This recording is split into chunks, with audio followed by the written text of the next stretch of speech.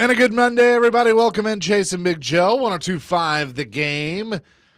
Big Joe off for a couple of days, so Nick Frazier sitting in the studio. We let him out of the cage in there, and he got to come in and hang out with us. I'm starting to pry.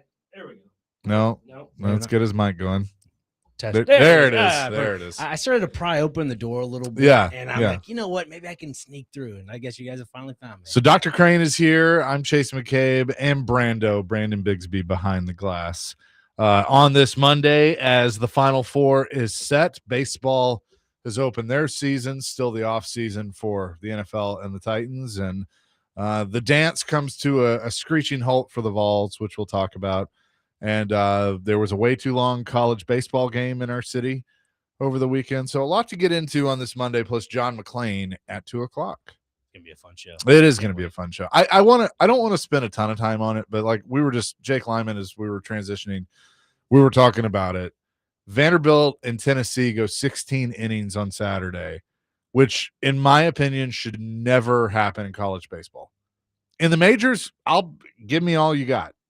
But in college baseball, I never, ever, ever want to see that again. They got to look at that. And I'm one that I'm not a huge fan of the ghost runner rule in the majors, but I think in the college game, if you had the ghost runner at second, I'd be okay with it. Yeah, and looking at the game product itself, it's a good product. It's just you have some things that you need to grab to the elements from Major League Baseball. That's one of them. I like the ABS system. We'll get in a little bit of that later on, but I think they need to add that a little bit into college baseball. You don't have the same depth as you do in Major League Baseball when it comes to pitching. So, and we saw that in the third game of the series with Tennessee and Vanderbilt. So, I mean, I'm with you. I think this has to be changed a little bit, but yeah, way too many innings. Yeah. So we'll see what they end up doing there, but league meetings going on for the NFL and at the Biltmore Hotel in Phoenix. As all the owners are there, so nothing too crazy. I know some of the GMs have spoken, and Howie Roseman was asked about AJ Brown, and basically every time he was asked about it, he pretty much said AJ is a member of the Eagles, and so that was kind of his response, and I get it. I guess the 18 games that's on the docket, potentially talking about that. I that's coming. I mean, whether it's this time around or next time, I mean, it's going to happen at some point. But that's kind of where we're at with that. And then, as I mentioned, with college basketball, the Final Four set in the Vols. I mean, when I turned the game on, it was looking good, and they were battling, and then all of a sudden it got away from them. They lose 95-62 to Michigan. Michigan's really good. I think Michigan's going to win the whole thing. I really do. Yeah. Now that Duke's out, UConn wins that on a game winner, 73-72. I think UConn's really good too, but I just think Michigan is the team to beat. Yeah, it's either UConn or Arizona, it seems like, because Arizona's putting away teams right and left. And then, I don't know, looking at that Tennessee game, I was a little upset because I thought, we're going to get a good basketball game. It's going to be great. Nate Amon's going to show up to the occasion. He only had, 7 points? Yeah. I mean, your star players have to show up in the biggest games when it comes to that. And I think the only guy that showed up was Gillespie. Gillespie was the only guy that really showed up. It was his tournament. If you had asked me, every single game, it was him. He was the focal point in every single game. So unfortunate their Cinderella story ends at the Elite Eight. But I mean, you got to give little hats off to Rick Barnes. That's 3 consecutive Elite Eights. Yeah. You wonder if that's their ceiling with Rick Barnes, because seems to be the case. He got Texas to the Final Four one time. So I mean, good for Tennessee. Yeah. So just something to think about. So Illinois will take on UConn. The Illini are a 2.5-point favorite in that one. And then Michigan will take on Arizona. The Wolverines, a 1.5-point favorite in that one. And that will set the national championship, which will take place 1 week from tonight. So the madness is almost over. The one shiny moment, getting ready for that. It's shifted into April and Easter weekend, but we will have a national champion come next Monday night. Are you surprised at all just the way this has played out the entire tournament? No, I mean, you have top 3 seeds that have 2 1s, a 2, and a 3. That's typically what happens nowadays, where you'll get some upsets early, but it all shakes out how it's supposed to. Like Tennessee didn't deserve to be in the Final Four. I mean, they had a nice run. Getting to the Elite Eight was great, but they weren't good enough, throughout the course of the season to get to the Final Four, and so they didn't. I mean, ultimately it worked out. I would have loved it for them if they had. I mean, I think Vanderbilt should have gone further than they did, but that's the tournament. It's a very, when we talk about the elite coaches in college basketball, very few have multiple championships, which tells you how difficult that tournament is to win. Rick Barnes is a Hall of Fame coach. He's been to the Final Four once, and then you look at guys like Calipari and Pitino, and Calipari gets, a lot of crap sometimes because he's only got the one national championship. But how many teams has he taken to the Final Four? 4, right? I mean, 3. UMass, Memphis, Kentucky. I feel like I'm missing one, but St. John. No, that was which, I mean, Pitino almost got them there. Yeah. So it's hard to win. So, but yeah, I'm not that surprised because I think Michigan, Arizona, Illinois, UConn are certainly deserving to be there, and we'll see. But once again, no SEC teams. Yeah, there was somebody that called in last week and was like, "Oh, it's a disappointing year for the SEC." I disagreed because you look at what Florida did against Iowa. Iowa obviously beat them with the last second shot, but in regards to that, it makes you look at the SEC as still a strong conference for basketball. If Iowa were to beat Nebraska going further, I think that's the case, and that did happen. So like you got to wonder back and forth if that gives more credit to Florida. You get what I'm saying? Right. The team that beats that SEC team, they go further. That makes that SEC game look a little bit more, stronger. We're going to react to it all on a Reaction Monday, brought to you by Pella Windows and Doors of Nashville. And that leads us into our question of the day. I'm going to let you do the honors since you're in Joe's seat. Thank you. Yeah. Watching the games yesterday, there was a loud pop when that, not buzzer beater, but that last second shot happened for UConn. You're thinking, nice shot too. Holy cow. I mean, a freshman guard takes a shot and has his one shining moment, as the song says. So if you owned a bar, where would you have it in the Tennessee area, and what would you call it? Because everybody was obviously at their local sports bar, their watering hole, where they love watching games. What would you name your bar, and where would it be? Oh, that's a good play. Good question. I mean, sentimentally, I've always thought about if I ever opened a bar, I'd name it after my dad because he had a bar, like he was in the restaurant business. So Charlie's Place or something like that. I have also thought that it would be, funny to name it, that one bar or something like that. That way it's like, where are you going? That one bar or and like, where? I was like, no, that one bar. That one bar. That's what it's called. So it'd be one of those two things. I love that. Where? Yeah. I'm just saying where, like in the area. Probably on the west side. Yeah. Your stomping grounds. Yeah. I'd probably keep it over on the west side. The hometown. What about you? Yeah, we redid our patio area, call it Vino's, and I'm just like, nice. Yeah, well, we'll go with Vino's. But if I had to actually have it an establishment somewhere, minus the restaurant thing, would probably call it I don't know, the On Tap. Just something fun, just on tap. That'd be good. And just probably having like I'd say South Nashville and or. You know what? Why not Murfreesboro? Murfreesboro's a hopping place. Oh, yeah. I feel like there's a lot of Murfreesboro people that love, a good little bar. Yeah. 615-737-1025 is our phone and text line, driven by WilsonCountyHyundai.com, and our question of the day presented by Aries Tactical. Your safety, your skill, your Aries Tactical. First-time shooters shoot for free. Just tell them that I, Chase McCabe, sent you, and check them out at AriesTactical.com. Brando, what about you?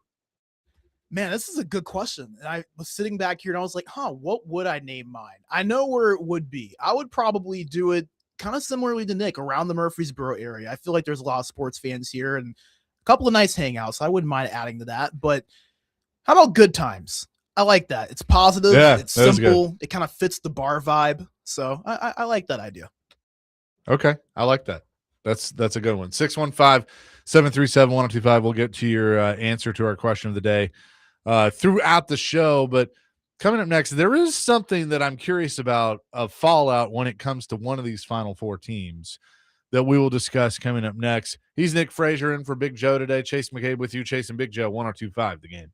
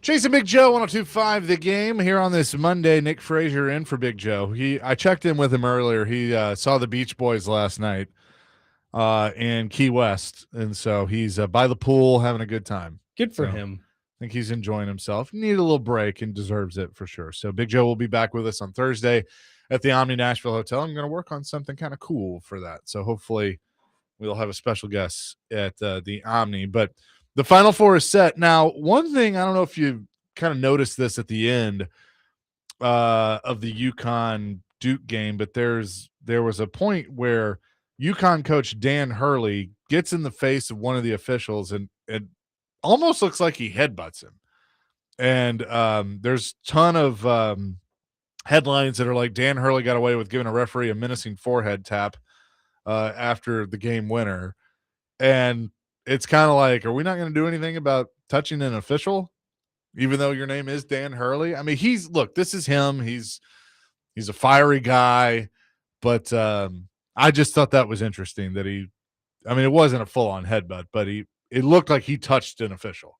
It was weird because it was almost like he was smirking, but not smirking, and then just literally places his forehead onto the official. I'm just thinking either you're like, trying to instigate something, or was it after the game, or was it right after the shot? That's what I'm trying to figure. Yeah, I think it was at the end. Because if it was at the end, they can't really say anything or do anything against that. I mean, unless the official says, hey, he hurt me in some form or fashion. Minus that, if it was during the game of play, they would have teed him up immediately, and that would have been 2 shots. So, again, that's where the pendulum swings, because if it's during the game, Duke would have been right back in it. I will say this, and the Mullins kid was on Pat McAfee, and now Coach K's on talking about it. But that shot, I mean, he was at the letters. He was almost at mid-court, and it was nothing but net. Like that was like one of the prettiest shots I've ever seen. 35 foot. That was just clutch. Ice water in your veins. Yeah, I mean, it was after the shot. Hurley's got the jacket hanging off of him and just goes up to the ref, and it's kind of like he's lucky. Let's put it that way. He's very lucky, because that could have been a tee. I mean, that should have been it should have been. Yeah, that should have been 2 shots, and Duke would have been right at the free throw line with 0.4 left. That right there, lucky man Dan Hurley. But let's be honest, I loved every bit of it. I look, you could say that I'm a villain fan or a heel fan in some aspects, because the way Dan Hurley, look, if I'm not a big basketball fan, like I don't live and breathe basketball 24/7, to see the character of Dan Hurley, sure, it may be a little bit overzealous, but when you can exude that on the television and keep everybody engaged, I'm all about it. That's the male pageantry right there. It's sport pageantry. Give me every bit of that. It's why we like pro wrestling. Yeah. It's that male soap opera, and the good versus evil and all that stuff. I like the use of the heel. I mean, that, because I feel like most people, if you did a poll, like, of the 4 teams remaining, what team is going to get the most popular? Like, who are people the biggest fans of and the least fans of? I would say UConn is probably the number 1 villain. Yeah, 100%. I mean, now it's 3 Final Four appearances for them, 23, 24, and now 26. But I mean, even going back to when Calhoun was there, I mean, I don't, on the women's side, they win everything. And Gino is a fantastic coach, but yeah, I think a lot of people look at him as a villain. So, how do you view, is Illinois the darling? Just because they're not there a lot? Yeah, I would say they're is it Arizona? I would think Michigan, there's going to be people that don't like Michigan. And they relate to the Fab Five and all that fun stuff. But that's even the football. Well, that's true with the Sharon Moore and the Harbaugh stuff for sure. But I mean, looking at the teams, I'd say Illinois, because they're the fan favorite, the fun one. You could say the baby face of the 4. That's where you look at the teams and say they take care of business, but they do it in a fun way. Whereas for UConn, they're dirty, they're gritty, they get it done, and it's the UConn way. It's the Dan Hurley way. I think it'd be fun. I'm going to, or Brando, if you want to handle this, putting a Twitter poll up of what team do you like the least, and name all Final Four teams, and let's see by the end of the show. Because my guess is UConn's going to win that. That UConn is, that everybody likes them the least. I would say the team that would fall at the bottom of this poll to me would be Arizona. I just feel like the West Coast teams get forgotten about. Yeah. Well, so you're saying that, like, you're just saying that like you think that people just don't care. Yeah, I think people just don't care about Arizona. I think Yeah. they're one of those teams that they'll go out there and play basketball, but then not really pay much attention to them. You know what I Yeah. mean? That's fair. But That's I fair. think you're right, though. Illinois, babyface, UConn, the heel. If that does become the Final Four matchup of the year, I think that's it right there. 615-737-1025. We'll obviously have some time to break down the matchups this week, and we'll talk to some of our basketball people. Like, I'm going to watch, but I'm now like, I don't really care. I don't care who wins. Yeah. I really don't. Like if I just want to watch some good games, but I have no dog in the hunt on this one. There's not a, so let's see. Illinois is in what conference are they in? Big Ten. They're in the Big Ten. Mhm. Then UConn's in the Big East. Correct. Michigan's Big Ten. Arizona's in the Big. Was the Pac-12. Now it's the, Are they in the Big 12? I think, Big 12. I'll double check. Is that right? Arizona. I can't keep track of it. Yeah, Big 12. Yeah. So you have no ACC and no SEC. It's kind of telling, though. I mean, it goes back to this whole NIL conversation. I feel like the NIL rekindles the old school powerhouses in all these conferences, like minus, Arizona with the Big 12 because of the Pac-12 is now dead. We get all that. But you look at the Big East, St. John's is back up in there. UConn's back up in there because of this NIL, because of all the funding of money that is now legally allowed to do so. So the ACC has not won since 2019 when Virginia won. Really? Tony Bennett and Virginia beat Texas Tech and Chris Beard in OT. There was no tournament in 2020. Baylor is Big 12. Kansas is Big 12. And then UConn was the Big East, and then Florida won last year as the SEC. Wow. I mean, again, that's pretty sporadic for the most part. Like if you kind of look at those last couple, I'd say it's sporadic to the point where it's even. I mean, I like that though. And then Villanova, what's Villanova? Are they the Big East? I believe so. Yeah, they're the Big East. Villanova before that, North Carolina, 2017. That's ACC. Then Nova, then Duke, then UConn. Louisville was ACC, and that was taken away. Then Kentucky. So that's kind of where things sit in basketball right now. But that's good. To me, that's good. Yeah. It shows difference. It shows all that diversity in the game. That's what I'm about is the game is diverse. This also lists the future sites of the Final Four. So Indianapolis this year. Do you know where they are next year? I'm just going to take a wild guess. I don't think you're going to get it. But New Orleans? No. Detroit. Ford Field. Really? Yeah. 28 in Vegas. Back to Indy in 29. They're kind of on a every 4-year contract rotation deal there. Arlington, Jerry's World in 2030, and then Atlanta, Mercedes-Benz Stadium in 31. So Nashville could potentially get in the running in 32, 33, somewhere in there. And that'll be after the renovations, correct? Well, no, the Final Four would be at the stadium. I'm saying for the new Nissan. Yeah, that's right. Yeah. I keep forgetting about that. Yeah, because the women's national championship was at Bridgestone Arena. Correct. Say what in 2019, 2018, somewhere around that. Yeah, because Notre Dame won that, I believe. Yeah. Yep. So they go to all these stadiums, which I don't like, but kind of takes away I'd say the intimate setting to me. Like if you're inside of an arena, I think that's more of an intimate setting to where you can actually feel the atmosphere of the game. Whereas, you go into these giant football stadiums, and again, they've had it at Lucas Oil before, but you go into those other new stadiums, like you're talking about new Nissan Stadium and so forth. It's nice, but there's too much space, and you can't really get the true ambiance feel. It's almost like you're going to. I mean, I know what they're not going to stop doing it, but I don't like it. Yeah, new trend. Maybe it's a fad. That's it's not how I like it. On our question of the day, which is if you owned a bar, what would you name it? Where would it be and what would you name it? Ryan in Florida says, in Florida, we have a place that's just called That Place.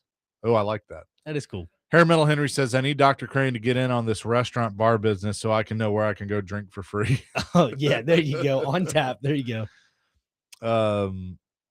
Yeah. So there you go. That would be pretty cool, though, to just call it On Tap. And/or I thought of another one that'd be kind of funny, just like empty stool. Say you have one, Yeah. empty stool or something, and/or you could take it another way, however you look at it. Well, I like where Joe is in Key West, there's a place called Captain Tony's Saloon that they have like bar stools that have a celebrity's name on it, and that's like their stool. And then for those that have passed, they have them hanging. So Mike Leach has one hanging because he was there a lot. And Yeah. there's a bunch of Mississippi State signed stuff and Washington State, which is cool. Jimmy Buffett's is hanging. Hemingway, JFK, like there were people that were there. It's pretty neat. Yeah, no, it's definitely cool. I can't remember if you went in there or not. Oh yeah, when we were there. Yeah, we were there. The last night before we came maybe. back? That was fun. Yeah, so pretty cool. 615-737-1025. Dr. Crane, Nick Frazier in for Big Joe today. It's Chasing Big Joe here on this Monday on 1025 The Game.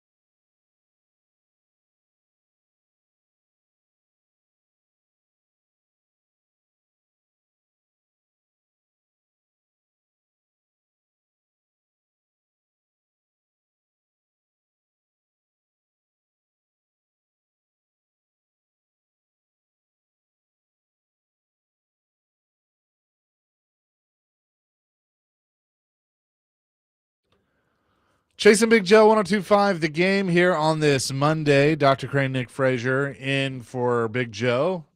Brandon Bigsby behind the glass. Want to give a shout out. I saw that one of our texters brought it to our attention, and then saw it on Twitter. Shout out to our man John Glennon, who's covered Nashville sports for a long time. He gave an update on what he's kind of been going through health wise, and you can check it out at Glennon Sports on X. But he said, it's been a minute on the clock today for the first time in nearly 3 months. Glad to be back, but want to share some personal news. And he says he was admitted to the hospital January 4th for severe back pain. They found 4 compression fractures in his lower back and diagnosed him with multiple myeloma, a blood cancer. He's undergone 10 radiation treatments, 6 immunotherapy treatments, and a back strengthening procedure, which is a word that I don't think I can pronounce, kyphoplasty. Hope I said that right. But anyway, looks like things are looking up for John. Johnny's always been great to me when I've run into him at events. And it was funny. We're talking about the Virginia Cavaliers, huge Virginia fan. But Johnny, we're thinking about you. We're praying for you. And hopefully you can be back to 100% soon. But just passing that along because he's one of the good ones in this town that cover anything from the Titans, the Preds, Nashville SC, Vanderbilt, doesn't matter. Johnny's all over it. So absolutely thinking about you, John, and hope to see you very soon. Yeah, echo the same sentiment. I mean, I've not had the privilege to meet John yet, but you've never met Johnny? I've never met him. I've seen him in person a few times at Nashville SC games, but just to read a statement online at his Twitter account, it's good to see he has a little sense of humor in there. He goes, another plus, haven't had to worry about losing my hair. So funny people that know he does not have any hair. So there you go. Yeah. Hey, look, in a situation like that, you got to have a little bit of a sense of humor. So thinking about you, John, and hope to see you very, very soon. So what do we think is going to come out of the owner meetings? Like you mentioned earlier about the whole, double bye potentially with the 2 bye weeks. I think that does get done. I think we see something along the lines of that. And I think we see the Super Bowl for next season. Correct. Yeah. And I think what we're going to see is the Super Bowl gets pushed to President's Day, which I don't like that because that messes with the Daytona 500. But, NASCAR would have to figure that out, I guess. And NASCAR is always like a night race for that, right? No, it's a Sunday afternoon race. So, so hypothetically, you could do it, on the same day, but I don't think they would do that. I think they would, they'd move it. They'd probably just push back a week. So ESPN has it this upcoming season for the Super Bowl. Yes. So on then ABC. It'd be the first time ever. Well, for ESPN, it's been on ABC before. Right, but for ESPN. Yeah. So then that following year would be, is it a rotation at CBS, NBC? Fox. Yeah. Okay. Yeah. So then probably go to CBS then. So, I mean, they could make it work because it wouldn't be on Fox, right? Because a lot of the NASCAR races, there's a Fox deal there. Yep. The Daytona 500 is on Fox yet. So, I mean, look, they're not going to fight it being on the same day. So this year, the 27 is on ABC, ESPN, 28's on CBS, 29's on Fox, 30's on NBC. So, and then it rotates again. Okay. That's doable. Yeah. So, so this year it wouldn't affect anything, but I'll be curious. Because the Super Bowl is on Valentine's Day this year. Is it really? Yeah. Or 2027. Yep. Well, let's just say if the Titans were to draft Jeremiah Love, they could have some love on Super Bowl Day. They could. I see what you did. Would love to see that. Also, I'm in full support of you. I read an article over the weekend about the racetrack at the fairgrounds. Oh, thank you. Full support of you. Just thank FYI. You. Thank you. I think that's important because you're a soccer guy. Yeah, there is a way where both can be married and be happily enjoying life. So there you go. Both sides just have to want that. So I guess they would have to redo the CBA, which runs through March 2031. The owners are clamoring for, this is from a NBC Sports Boston article. The owners are clamoring for an 18-game season ASAP. Their stance is the rising cost means the league needs more inventory to sell. More games, more money, and more for the players who currently get about 50% of the gross revenue. We're going to push like the Dickens now to make international exposure more important with us, Patriots owner Robert Kraft told the Sports Hub back in January. Every team will go to 18 games and 2 exhibition games and eliminate one of the preseason games. Every team every year will play one game overseas. I don't hate that. Like, if that ends up being what they do, where, one of the games is, in London or Germany or whatever. I don't completely hate it. I would rather have that than actually having a franchise like in London. Yeah, and I know they're playing in Melbourne, Australia with the That's 49ers and well, and that's why the kickoff game is going to be Wednesday night, so it'll air Thursday night when it's actually Friday in Australia. yeah. So you get back-to-back games, which is kind of crazy. And for those that, I'm a big rugby fan for NRL, that is on a day where they normally don't have football or their rugby. So, which is good. It kind of offsets, and it's near the end of the season for them. So it ramps things up to where they can get ready for their playoffs, but also have NFL in between that. Yeah. So I'll be curious if they agree to this, if this ends up passing this time around with the owners. I mean, obviously the players are going to have to get on board with it, but I mean, my thing is, if it's more money, it's more money. More money for us, or more money for you, more money for them, but you're always going to have the billionaires fighting millionaires, and so who knows? I'm intrigued to know if any discussions about the NFLRA gets mentioned with the NFL Referees Association, because there was a few They got to get that fixed. Yeah, because if that's the case, they're going to have a bunch of, interim referees to start the season, and we all know what that's like back in 2012, where we had the Fail Mary, right? The interception and touchdown in Seattle and Green Bay. Nobody wants to see that again. So hopefully that is a conversation that's being had today at these owners meetings. Because if it's not, then NFL's in some deep doo-doo going forward. They are. I mean, they can't go through that again. Because they talk about the product, like you just mentioned, Chase, money. They want to keep, getting revenue. If you have a bad product and you don't have the proper referees to dictate that, you're going to lose money in the back end of it. Yeah, you are. And that's why they need to make sure that this is taken care of before the season starts, because especially if you're trying to push 18 games and, get more TV partners. I mean, they're everything is for sale. Like they're basically trying to, any special game they have, they're now bidding, it's not just included in a certain package anymore. So now you have Netflix involved, you have Amazon involved, NBC Peacock, CBS, Paramount Plus, you got exclusive games on Peacock. They're trying to get, even YouTube wants games. I mean, yeah, they had one with the Chargers last year. Yeah, I think second, third week with the Chiefs. That was a really good game too. And like back to the whole referee point, just for a second, like they're trying to get an annual salary increase, and right now it's at 6.45%. That is roughly, I think last season it was like 350,000 to 385,000 in that ballpark of a window.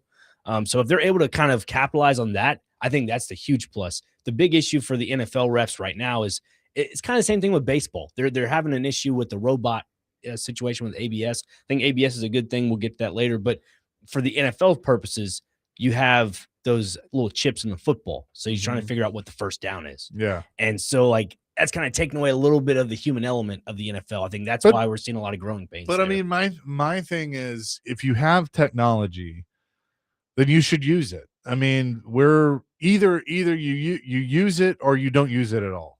It's kind of how I look at it. Like, and what I mean by that is, if the refs are like, no, this is our job, then okay, fine, and go full human element. But there's no instant replay, there's no challenges, and no way in hell anybody's ever going to go for that, because the genie's out of the bottle. I mean, we have seen it now. We talked about this. Eugenio Suarez over the weekend twice challenged the position of a pitch that the ump tried to ring him up and strike him out, and they looked at it with ABS, and twice he was way off, and it was those were two balls. I mean, and the at bat stayed alive. We have the technology, and look, the ump looked bad because it's like one of them. I'm like, what are you looking at? CB Buckner's known for that, right? But this is what's going to happen now. You're going to have some of these umps that are going to be forced into retirement because they've just been lazy, quite frankly, for years, and it's going to hold them more accountable. If we have the technology to do that, why not use it? Same goes for the NFL. I love the bringing the chain gang out and measuring and all of that. But if you have a chip in the football or AI or whatever that can look at it and go, nope, it's short, or yep, it's a first down, why would you not use that? I agree. And you need to add something to the goal line too. That's my big issue. Like if you look in soccer, they have goal line technology where the ball is either fully across the line or it's not fully across the line. You need to do something for touchdowns in the NFL. If the nose of the football touches that goal line, that's a touchdown. I think every play should be reviewed. It kind of be like hockey. Like, there's every goal is reviewed. They look at offsides, and you just basically you play until there's a stoppage, and then it goes back to that point if they determine that something's different. Look at pass interference. And like if the sky judge says, hey, wait a minute, that was PI, then you whistle down and you change the play. But like, don't leave it all in the coach's hands and with challenges and stuff. Just have you can do review. It's quick enough now that you can look at it, and before they snap, whether it is or it isn't. And if it needs more time, guess what? You have TV timeouts for that. Correct. Add another TV and you can timeout. You can have a ref in the booth that goes down to the White House and says, hey, hang on, we're looking at this. Don't snap it yet. We're looking at this real quick. And because wouldn't you rather take an extra minute to make sure they got the play right for your team? 100%. Because how many times have we been on one side or the other of a PI call or a hold or something that they missed that screwed your team over? Numerous amounts of times. And so for me, I would rather see them get that right than, than whatever. I mean, because pass interference for me could be a different definition for you. That's why they can have a sky judge and look at it. And so I don't know. Add more people in the box for you if that's like talking about sky. Yeah. Add more referees up there, because if you don't, then again the product will start to dilute itself on its own. 0862 says, you're talking about the human element and the umpire. Do you think he was trying to ring him up the second time just because of being challenged? Maybe. Yeah, it's a possibility. I mean, Buckner's that way. Yeah, so I would say maybe. He holds grudges. He really does. I was reading a few articles about because the second one was like, I think they determined it was like an inch or two off out of the zone. Out of the zone. Like it was like when they showed it, I'm like, how in the hell are you calling that a strike? Yeah, and there's a thing online. It's called the umpire scorecards, and I'm sure Rob Manfred puts those into factor. And you can go look at what calls were missed, what calls were made, and if you can figure out that, then you start getting the evaluation process of all these umpires. And the ones that had the most calls that were missed, they're probably going to be reduced salary and/or they won't be re-upped on their contracts. So like this says Adam Beck. He's a lot of these guys have only done one game, but correct calls above expected 3.07. So a 94.55 accuracy. It's pretty good. So he's numbers challenged 4, 2 overturned. Interesting. I'll have to go look at this. I kind of look at that as like, in the NHL, you look at goal Buckner's minus 12.2. Yeah, he's terrible. He's awful. Oh man. I equate it to like goalie percentages. Like you look at UC Soros, if he's like below a 9, like a 900, that's kind of how I look at the umpire percentages. Yeah. That's interesting. I like this. I'll have to go through and look at this. 615-737-1025 is our phone and text line, driven by WilsonCountyHonda.com. Our question of the day: if you owned a bar, where and what would you name it? 615-737-1025. In honor of everybody watching the March Madness game winner for UConn, likely at a bar. Yeah. 615-737-1025. Chasing Big Joe, Dr. Crane, Nick Frazier, in for Joe today, 1025 The Game.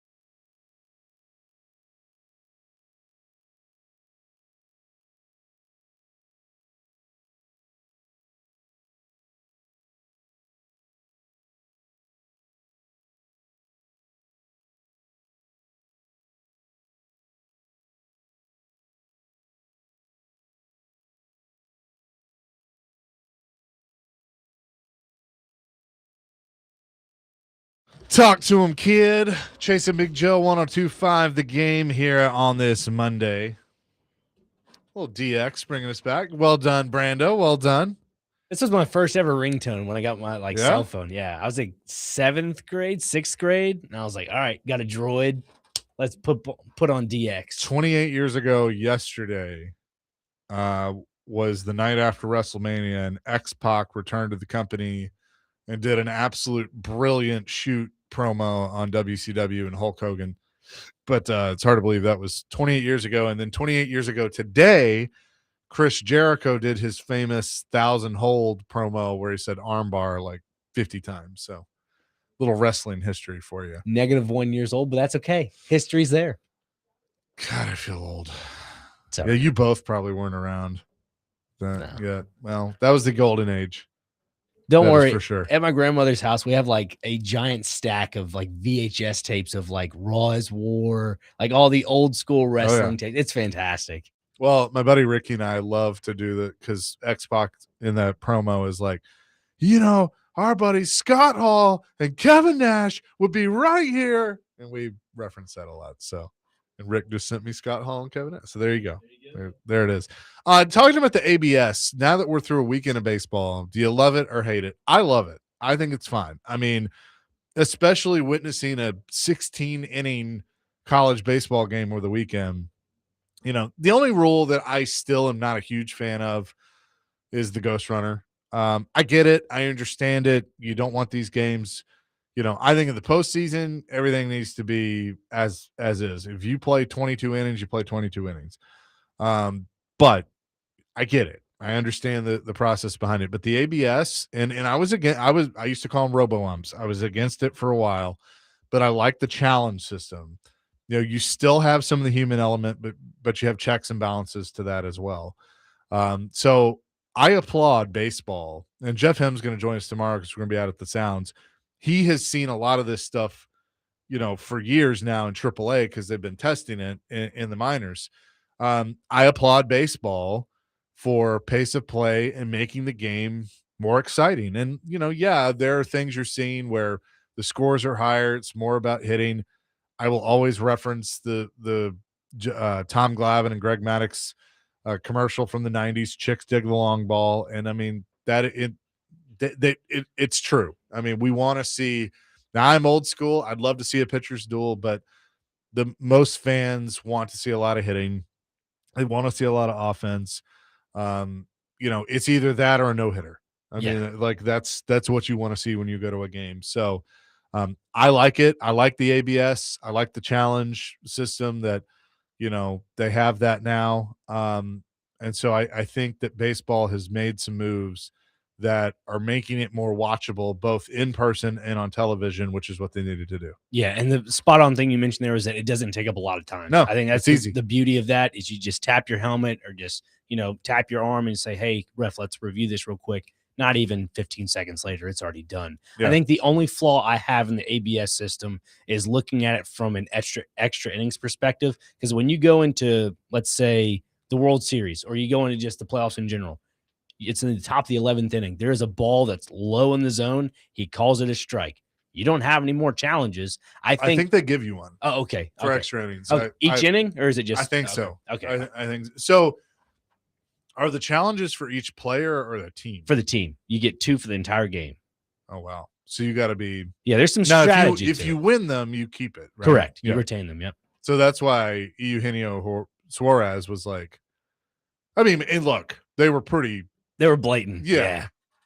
So it was almost like he was doing it on purpose, but it's like, right. You know, like, I'm going to use these. Yeah, I just thought overall the opening weekend of Major League Baseball, there were 2 games. One last night on Sunday Night Baseball went 6.5 or 7 innings to where it was a no-hitter. Yeah. I mean, it was fantastic to watch. Cardinals, Michael McGreevy, another one, 6 innings. So there was a lot of no-nos going on around the league. And looking at the ABS as a whole, there was 124 ABS challenges called. I believe there was over 50%. It was like 54%. Yeah. 67 calls were exactly the right call. So I love seeing NBC back in it too. Yeah. NBC returns to the NBA and Major League Baseball all in the same year, and I think it's great. There was a video I saw over the weekend. It was like a nice little beautiful infographic. Somebody drew a wonderful circle and it showed like NBC with basketball, NBC with baseball, and it Mhm. shows Sunday night football. It's a great breakdown. I'll find it in the break and show you, but NBC's doing a really good job at just covering all those sports. Josh and Whitehouse, when talking about what we're saying with both the NFL and in reviewing things, I agree with just about everything y'all are saying. The only issue I see is the idea of interrupting with the hurry up if they have to stop play to review a play for a few seconds longer. The potential for giving the defense a rest when the opposing offense is running the hurry up. That's a really good point. And I mean, I think that's something that they probably would have to look at. That's when, you know, you'd have to challenge it, or like they'd have to basically stop play. Like if they think it's egregious, then again, do you want it right or do you want to run the hurry up? I mean, that would have to be a discussion for sure. Yeah, and I think that's the one flaw you can't really get rid of in NFL in general is because when you're in the 2 minute, it's always going to be inclined to be offensively Yeah. oriented because that's what it's for. You can't go and say, "Hey, this call's real tight." Like you said, it has to be egregious. It has to be something so out there that you're just like, "This has to be stopped. We have to fix this." Would you sign up for you don't stop play, but if you score, kind of like in hockey, if you score, then they can go back and review it and reverse it? I'd be okay with that. I think if it's in the same drive, say if it's like Yeah. or let's say it's 2nd and 4 and they get the first down, but that first down, the guy bobbled the catch and they still retained it as a catch and they continue the drive, I think that's okay. I'm all right with that. You I just mean, gotta so put the basically what you would have, I think the only way that they would be for this is the clock would have to go back to that point. correct. That's Like exactly what I was that you thinking. would have to basically say that the game from that point on didn't exist. So you go back to 2nd and 14, or it'd be 3rd and 14 with 2:06 left on the clock. And or you could do it this way, and this is really outside the box. Say it's Cleveland versus Kansas City. Kansas City's the one that bobbled the catch, but they said continuing on with the play. Say Cleveland says, we're going to challenge this, but like you're saying, let the drive continue. Yeah. And if they're incorrect on it, or if they are correct on it, you give, let's say, Kansas City a 10-yard penalty and you go back to where it was. Yeah, you could do that. Something like that. I mean, you could say like, hey, we determined that, you were, and look, don't do it on an offsides, or I mean, like I'm talking like a pass interference, or Something what have blatant. you. Something crazy. Could be like, here's the deal. Either it's going to go back to this time, or loss of a down and you take like a 20-yard penalty, Yeah, I'm fine with that. you know? I think You that would can do work that. great. So there are options there, but I'd be curious of how they look at it. 615-737-1025. We'll have more coming in hour number 2, including the Preds have embarked on the most important road trip of the season. It is season defining. We'll discuss that and much more coming up next in hour number 2. John McClain at 2, chasing Big Joe, Dr. Crane in for Big Joe today. 1025 The Game.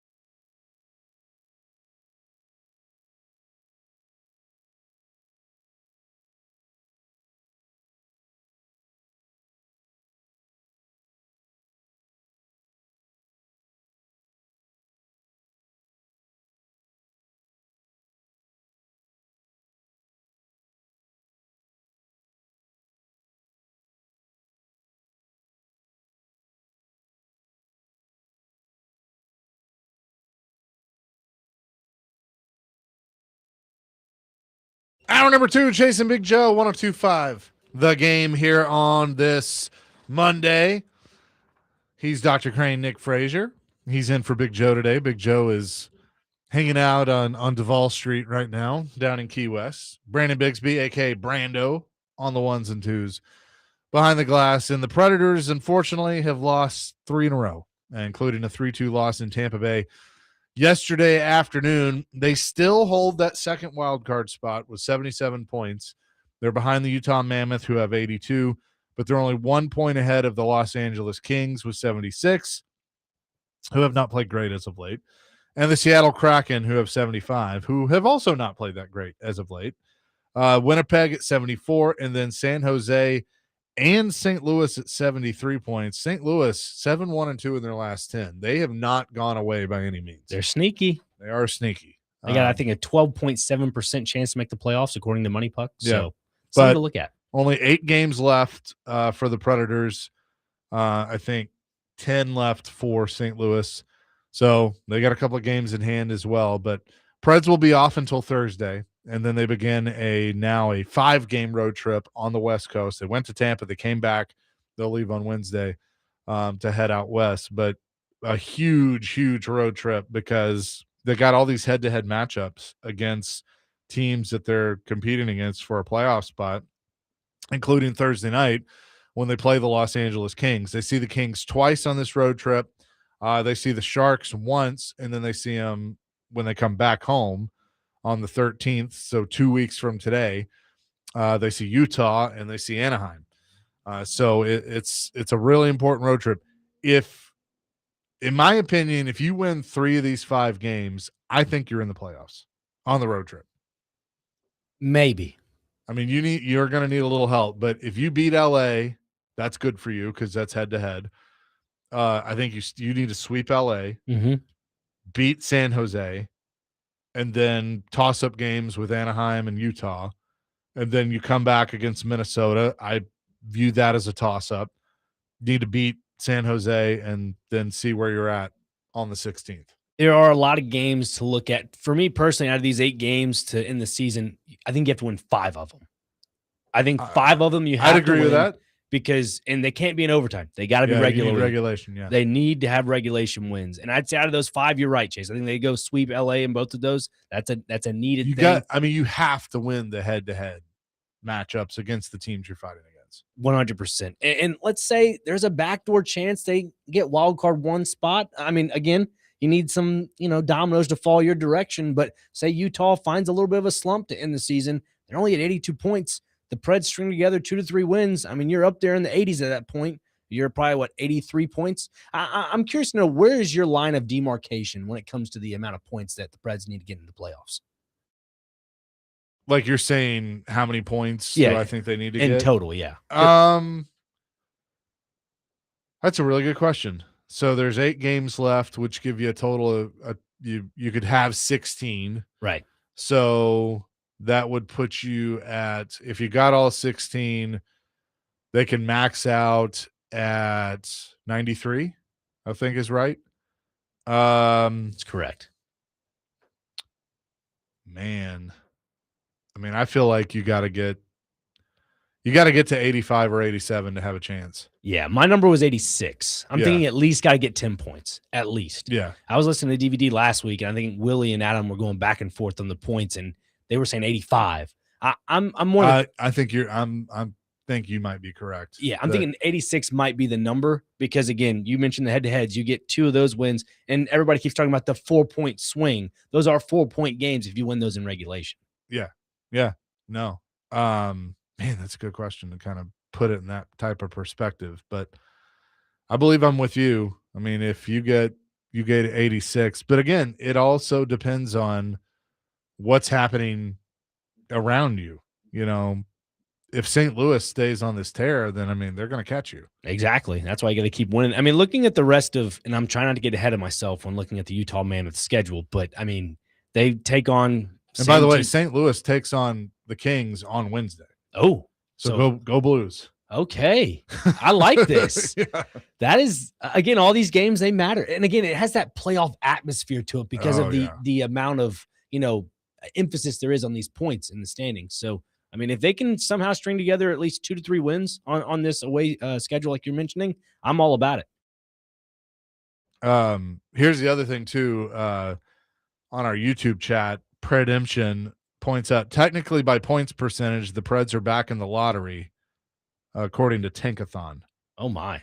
So yeah, I mean that is the chance. If they don't make the playoffs, they hypothetically could be in the lottery. Could you imagine? But again, everybody keeps griping that the Preds are always in the mucky middle. Well, guess what? You're in a good position now where you could either make the playoffs or potentially be in the lottery. And that's a good position to be in a roundabout way. Yeah. I mean, I look at if the Preds were to make the playoffs, I think it's a huge success, not only for the franchise, but for these young players like a Matthew Wood, a Reed Schaefer, all the Ozzy Weisblatt, all these young former first round talents, because they get playoff experience. They can take that into next season. According to Music City Bets, our Vegas insider, that Vegas had the Preds win total points at 86.5. I'm good. You are good. I'm good. You are good. So that's where they got to be. Yeah, I mean, I just feel like 86 points is the number. Like, if there is a number, if it's 85, hopefully things fall in your way. But I think 86 is the bare minimum you have to have. Yeah, at least 10 points.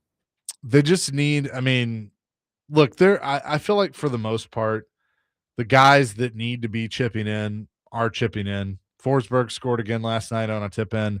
He leads the team in points with 67. He's got 34 goals. There's a chance he hits 40. The way he's been playing.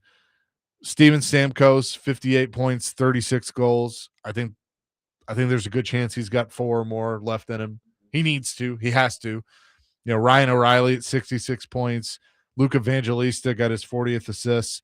He's at 50 points, which is a career high. I mean, so they're getting contributions from the guys that need to contribute, but you need the secondary scoring too. Joachim Kimmel scores his first career NHL goal last night, and it's a weird one. And as Hal Gill kept saying, it's not how you score it, it's how many. And, you know, he ends up going in the back of the net with the puck, but they award him the goal. And so he scores the goal last night, which was, I think, came at a clutch time. He basically guaranteed it when he did the first intermission interview with Max and Hal. So that was pretty cool that was able to come true. But they just, you know, Matt Wood needs to continue to play the way he's playing. He's got 16 goals, 27 points, and then just keep being the little engine that could. Because now at this point, you got draft assets, you traded off some guys. If this team makes it, then I think it's a great story. I agree. I mean, either way, I feel like this team it's a positive. So I'd love to see him make the run, see what happens. I mean, if you get into the first round and, you know, you lose in 5 or 6 to Colorado, then you lose in 5 to 6, you know, or whatever to Colorado. But if you get in and these young guys don't know any better, then who knows? They can mess Colorado hasn't played great in the second half of the season. I've said this to Willie and Adam. I'm not saying they're going to beat Colorado, so don't say that. But I'll say this to you, Chase. The President's Trophy, bad juju. It is a curse. It's a bad juju, man. We've seen it. I know people around here that believe it because they've said that to me. I'm not going to say who they are, but they have. So, I mean, I don't know. And we're, you know, I ran into Ryan Johansson the other night. They honored him, and I mean, he knows better than anybody being on that team in 2016-17 where they draw Chicago and everybody's like, they're going to get swept. And then the total opposite happened. Now, I'm not saying that's going to happen here, but again, if you have a team that doesn't know any better and it's kind of like whatever, then that's dangerous. It's like the Mighty Ducks. You just put together a bunch of youngsters and see what happens. You have your bruisers, you have your goal scorers, you just put it all together. How was Saturday night, by the way? Minus the result. I heard it was a fun event. Johansson? Yeah. Mike Fisher, Carrie Underwood. No, it was cool. I didn't get to see Mike, which I wish I had, but Mike and Carrie were there, and then Joey was there. We're doing the post-game show, and I hear somebody yelling at me, and I look up, and there's Johansson. I'm like, oh, yep, on brand. So I'm glad I'm glad I got to see him and talk to him for a second. But it was cool. It was good having those guys back and in that, they're around and want to still be involved. But 615-737-1025, that's our phone and text line, driven by WilsonCountyHyundai.com. What do you think about the Predators? Do you still want to see a run? Do you feel good about it? Has it changed with them losing 3 in a row? 615-737-1025. Also want to tell you about, we talked to him on Thursday, but 1025 The Game and the Team Boxing League have your chance to win a pair of VIP tickets as the Nashville Smash will take on the Phoenix Fury at Municipal Auditorium on Friday, April the 17th. Text in the keyword FIGHT, FIGHT, to the game text line at 615-737-1025 to enter to win. Chasing Big Joe, presented by the Omni Nashville Hotel on 1025 The Game.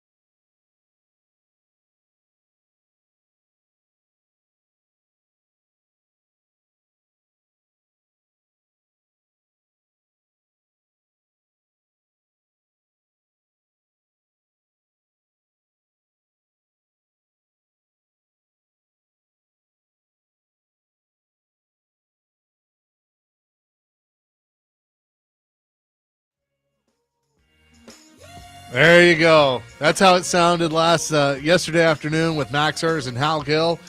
Joachim Kimmel does the first intermission interview. Pretty much says, I'm going to move my legs and I'm going to go score. He, the goaltender, and the puck all go in the net, and he gets his first career NHL goal. He definitely moved his legs. He did. Definitely did. He did exactly what he said he was going to do and what he needed to do, and worked for it and got rewarded. Kudos. Unfortunately, the Predators did not win, but it was still a memorable first goal. Hey, can he carry the momentum into April? That's Hopefully. the big thing. I mean, he's been an interesting one because I feel like they've been taking him in and out of the lineup. And again, I look, Andrew Burnett knows more about hockey than I'll ever know, but I feel like with a young player like that, you need to let him play.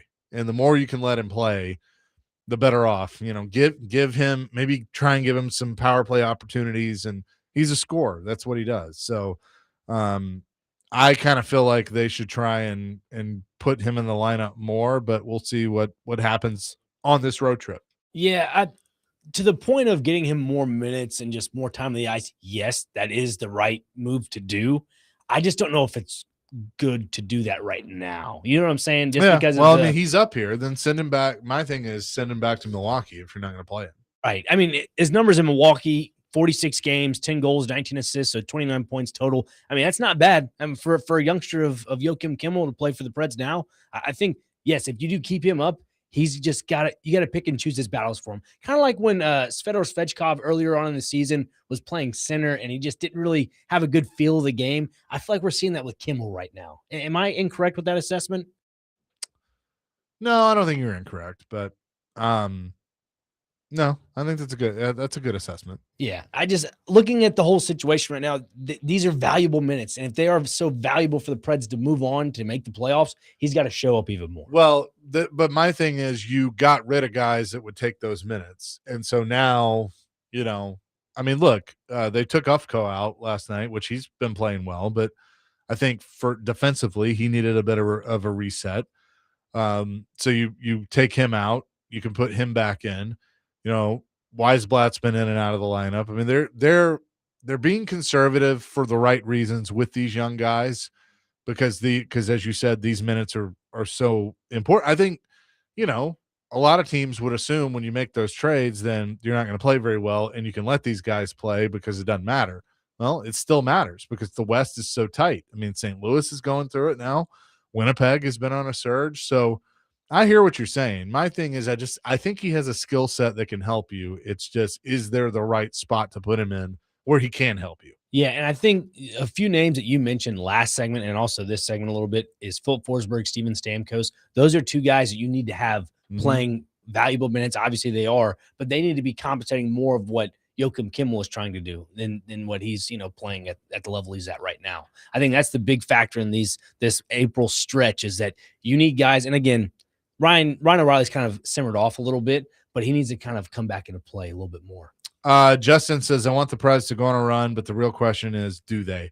How hungry are they, and can they bring playoff intensity the remainder of this season? That is what will be necessary for their success. I think they're hungry. I don't question that at all. I think this team is starving, and they want to prove people wrong. The question is, do they have the depth and the ability to do it? I think the guys we mentioned, they have the ability. But is this team deep enough? That's my concern is you traded off a lot of your depth, and now you've called up pretty much everybody that you should from Milwaukee that fills that depth. And, they're young players. So, let's say you do get out of the first round. How deep are you if injuries happen and all of that to make the run? That's the question. Yeah, maybe. And it's a good problem to have if you end up having to get to that point. Right. I think second round might be the ultimate ceiling for this team. If that is the case, they get into the playoffs. One thing that has grabbed my attention, it's the goaltending. And it's not just that UC Saros is, up and down, whatever. It's the fact that if the Preds want to make the playoffs, Justus Anonen has to be perfect. If not perfect, near perfect. Ready to go. Every single game he plays, he has to be spot on ready. I think he's played well. Yeah. I've been pretty impressed with him as of late. And I think that's why you're seeing him get more starts because they know they can trust him and give Saros, a little extra rest. that I think he desperately needs. It's the play in front of both of them that is going to have to help him. Yeah. I mean, that's just the bottom line. I mean, they got to help themselves, but I think they need the extra help in front too. And we've seen that in the game against versus New Jersey when that goal kind of squeaked between Roman Yossi and I think it was Meyer. It just went right between their jersey, and Annunen didn't see it. Those little goals that kind of squeak through, those are the ones that Annunen's thinking, man, I wish I had that back. Because overall, those goals might be the key factors as to them being left out, unfortunately. 615-737-1025 is their phone and text line. Driven by WilsonCountyHyundai.com. Tee it up with us at the 5th Annual 615 Open, May 28th at Hermitage Golf Course. Once again, we're supporting Folds of Honor to help them fund life-changing scholarships for families of America's fallen heroes. You can register now to play or sponsor by going to 615open.com. Coming up next, has the SEC lost its national powerhouse feel in football? Paul Feinbaum thinks so, and he blames one person. We will discuss that coming up next here on Chasing Big Joe. Dr. Crane, Nick Frazier, in for Big Joe today, 102.5 The Game.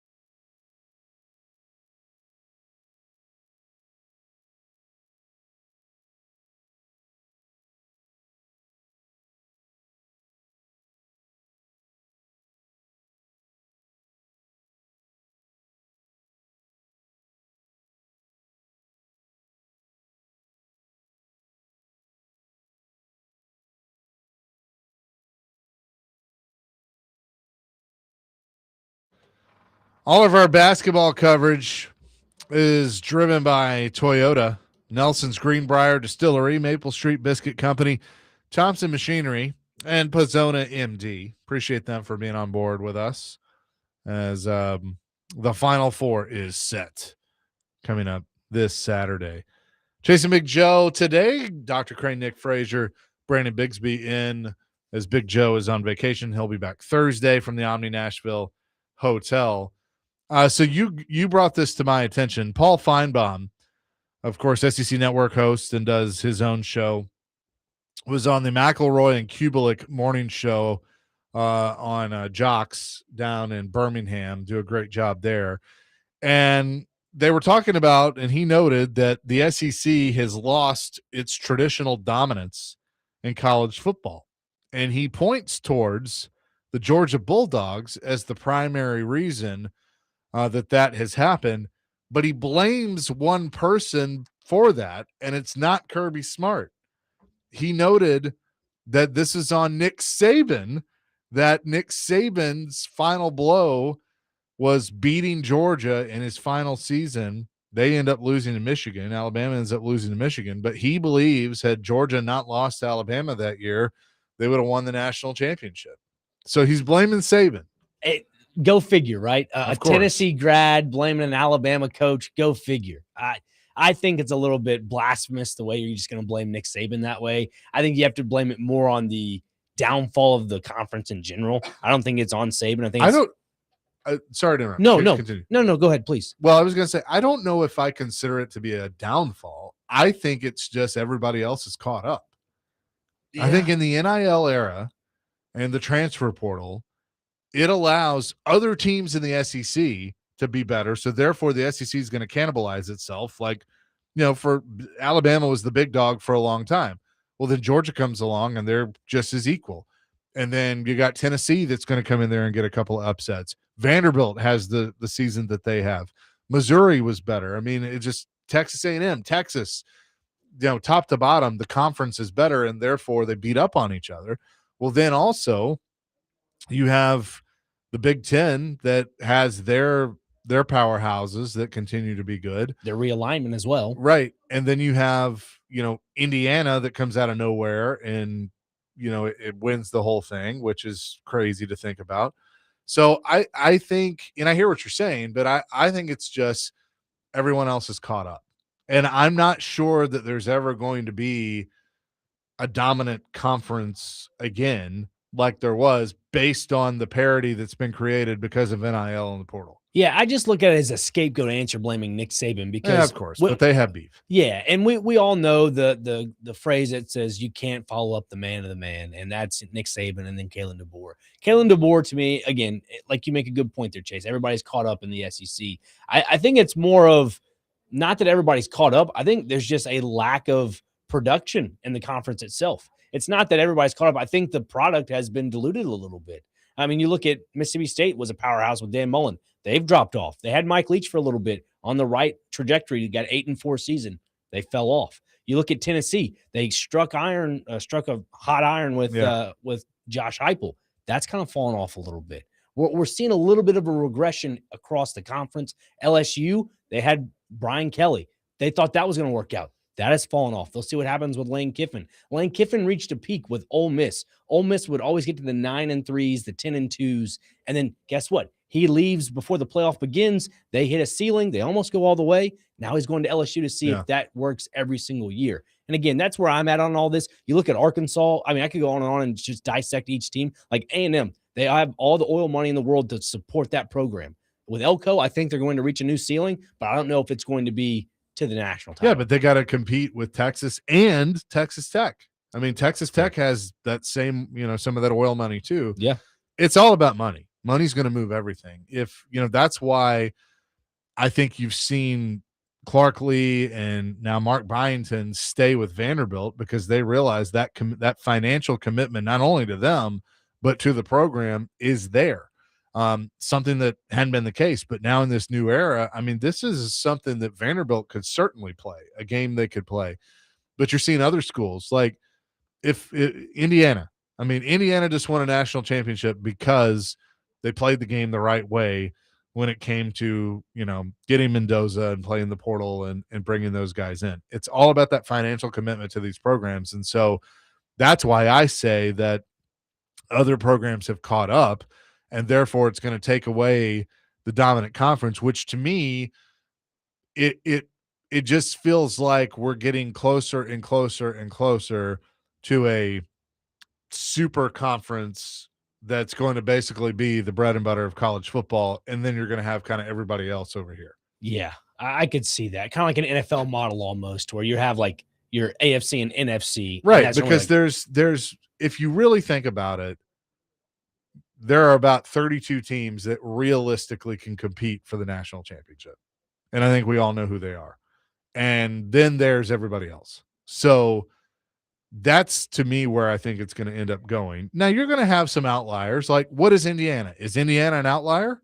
Or are they going to be doing this every year?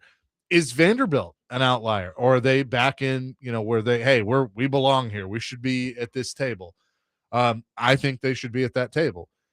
The question is going to be who can do that year in and year out, and then what's the next level, and can you get your school to the next level? And this applies to not only football, but I think to basketball, to baseball, to all the major sports. I agree. Like, you look at basketball, prime example, Vanderbilt, they're going to have probably a lot of people calling for Tyler Tanner's name this upcoming offseason, because that's why it was so important to keep Byington. Exactly. And I think putting, pen to paper, you're right. It keeps them around. You mentioned Vanderbilt and Indiana in the same conversation there. I'm curious to see it as what they do now with new quarterbacks at the helm, because again, last season with Indiana, Mendoza could rely on both of his running backs. Both of his running backs were 1,000-yard rushers. Yeah. So again, you have the supporting cast. You wonder for Vanderbilt, do they have the supporting cast for their new quarterback?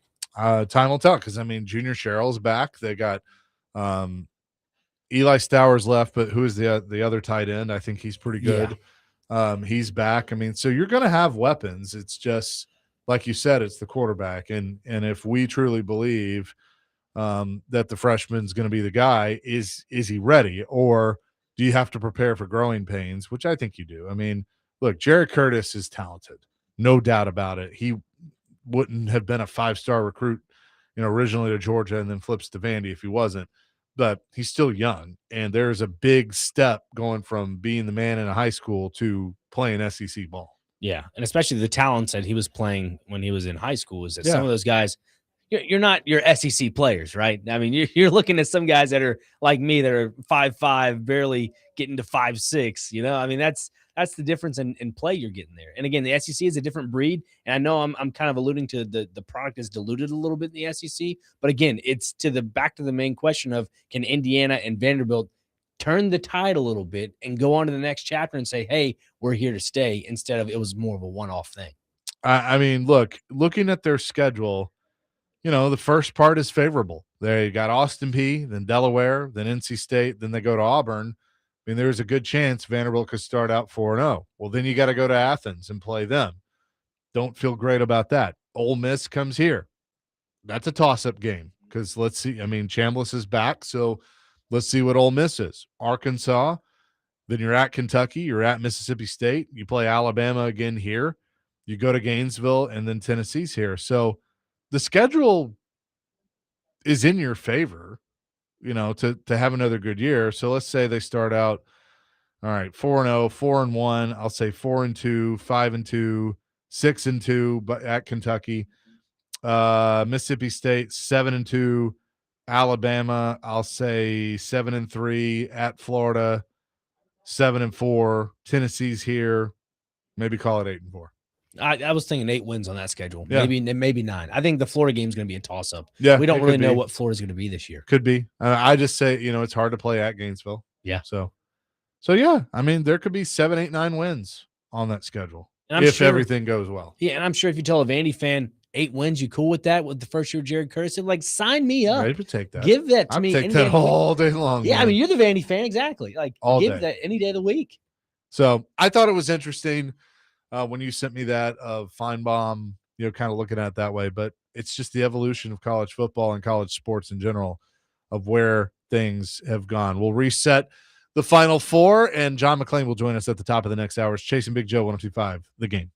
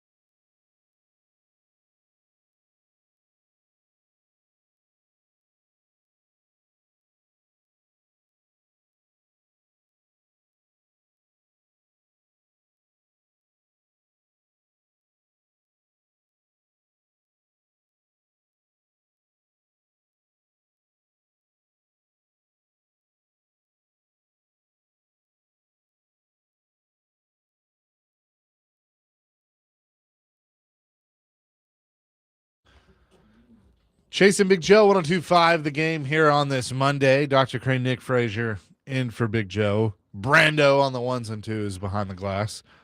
David James lurking around as well. I know I teased basketball, but we just saw this on SportsCenter, and then I looked it up. So I guess John Harbaugh, speaking to the media today at the owners' meetings, was asked about Odell Beckham Jr., who played for him in Baltimore. Obviously was drafted by the Giants, and he said he is open to the idea of a reunion with both himself and the Giants and Odell Beckham. I mean, I wouldn't be opposed, but I think the NFL needs I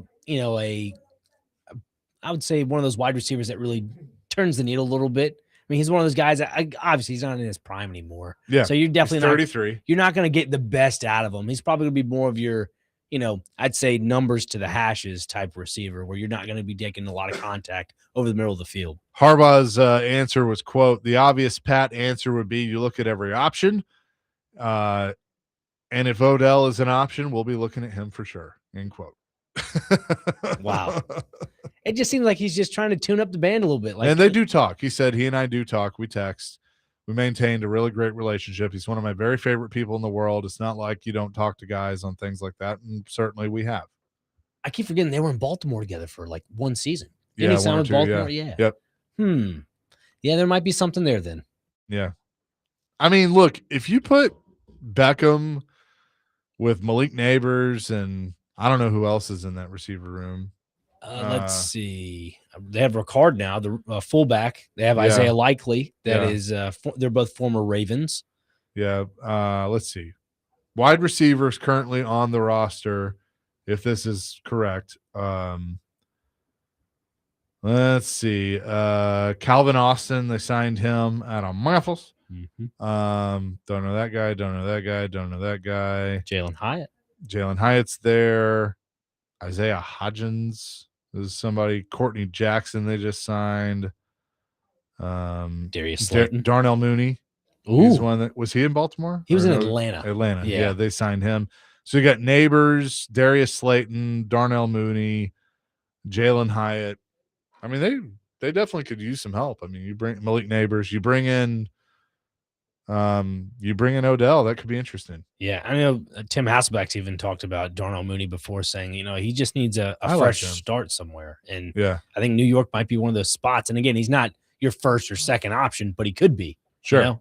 He's if he works from wide receiver 3, he could work up to wide receiver 2. Just depends on how it all shakes out for him. Well, and I mean, looking at it with the Titans, I feel better about that receiver room, but I don't know. Well, I think they need to add another piece. There needs to be something else. And I think I was talking to either Connor or Joe about this. You look at the Titans wide receiver room and you say, yes, it might have been Calvin Ridley. Yes, he offers, something to the offense, Brian Daboll, their history, whatever. But there's not that X factor wide receiver. Like you have your Alec Almeiers, your Chim DKs, but when you go and grab Wan'Dale Robinson, to me, he screams good wide receiver. He's not an X factor. But not an X factor. No, and I agree with you. I mean, they don't have that guy. But do they have enough that they could basically have a heavy rotation with those guys that it could be effective?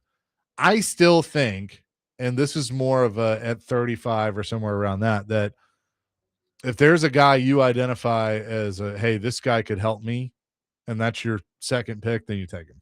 I mean, if you go Love at 4 or one of the pass rushers, then you've addressed, Love is a playmaker that you've gotten for Cam Ward, but, we'll see. And then at 35, if one of these receivers is sitting there that you really like, then you take him. How about this? At number 4, say Ruben Bain and Jeremiah Lover there at number 4. What are you taking? I would still take Bain. Really? I still would go Bain. I like Love, and I understand everybody's, infatuation with that, and the fact that, John's been talking about it, and the fact that you want to give a playmaker to your quarterback. So again, I get that, but elite pass rushers are just hard to find. It's fair. So that's my thing. But I will say the cop-out answer is I don't think either answer is wrong. I mean, No. I think your team gets better with one of those two guys. I agree. My thing is, and everybody that listens to me on the radio is probably thinking this guy is absolutely crazy. I am so in love with Jeremiah Smith next season. If the Titans just give away their entire future for a top receiver, yeah. I think if they can somehow maybe get Jeremiah Love this year at 4, and then somehow trade away a few players and or trade away some draft stock next season to get in that top 4, top 3, whatever, go grab your perennial wide receiver next year as well. And then you go get Jermaine Johnson, sign him to another deal. I think this season a contractual year this year, so you can just go grab another year out of him. I think there's a way where you can kind of, level this out, where you can kind of keep your veteran defensive players. And you've already signed your Alontae Taylors, your Cordell Flotts in the secondary. There is a way where you can marriage all this together, and it could work. Yeah, 615-737-1025. I haven't really seen anything. I don't know if the Titans were today but I haven't really seen that they said anything at the owners' meetings. I don't know if Paul's put anything out or what, but you think they got tea there for Amy for tea time? Maybe. I know Tehran's going to be there. I also wonder too if I guess we may find some Super Bowl locations with this too. Yeah, Titans could be on that list. Hopefully. When there was an article, a couple weeks ago, maybe a month ago, talking about how they want Vegas to be a reoccurring place. Yeah, which I get. Yeah. I mean, Paul says if Vegas, in fact, gets the Super Bowl in 2029, the Titans actually feel like it bodes well for Nashville in the big game long term. Because, again, Vegas is like one of those destination cities that Nashville has become. So it'd be interesting to see if there's like a regular, every 6-7 years, something like that. Wouldn't hate it. No, it'd be fine. Be great for the city. That's why you built the stadium. Do you think to do things like that? You think because all the casinos, and obviously because it's Vegas, the casinos are so accessible towards the stadium at Allegiant. If Nashville would have something like that, you think that would become the new hotbed for all of sports in general? Potentially. Yeah. I could certainly see that. But I don't know. It'll be, we're kind of at that point now where this is more league stuff, but then we get into the dark days of the off season and then get some OTAs going, post draft. I'm just ready for the draft. Yeah. I am ready for the draft because then you'll have a better idea of just how improved this team actually is. And imagine after day one, I think a lot of the anxiety and weight on a lot of Titans fans' shoulders is going to be relieved, regardless if it's an edge rusher or a playmaking running back, or if it's just maybe a trade back. You never know. Yeah. I think there's going to be a lot of pressure that is going to be taken off the shoulders of Titans fans around here. Jim Wyatt does have on TennesseeTitans.com, I guess Kyle Shanahan talked today and said Jimmy writes, Kyle Shanahan, his longtime friend and former boss with the San Francisco 49ers, is happy for head coach Robert Saleh. Well, mostly happy. Shanahan says, quote, I'm not that happy. I didn't want to lose him. He said with a smile. I was real happy for Robert. Robert deserves to be a head coach. He is one of the better coaches in this league. I thought he got a raw deal the first time around with the Jets. So he's happy for his friend. He says it looks like a good situation in Tennessee. We hated losing him with the 49ers, but I'm real happy for him and his wife, and I know he's going to do a hell of a job in Tennessee. I love it. Yeah. I love it. I mean, it's the Kyle Shanahan Rehabilitation Group. I mean, that's what it is out in San Francisco. And he was with him for a couple of different stints. Right. 2017 too. Yeah, before he went to New Jersey. Yeah, I mean, he was there for a few years. So, but yeah, it'll be interesting. The Titans graphics people though need to go update all the coaches' photos, put the new logo on them. Oh, they still have the Titans. Still got the flaming thumbtack. Maybe some things need to just stay. No, we'll see. Maybe there's a little homage in there. We'll see. So you got to be accurate. Coming up next, we'll talk to John McClain from Houston, get his thoughts on the owners' meetings and all of that stuff. It's Chasing Big Joe on a Monday, 102.5 The Game.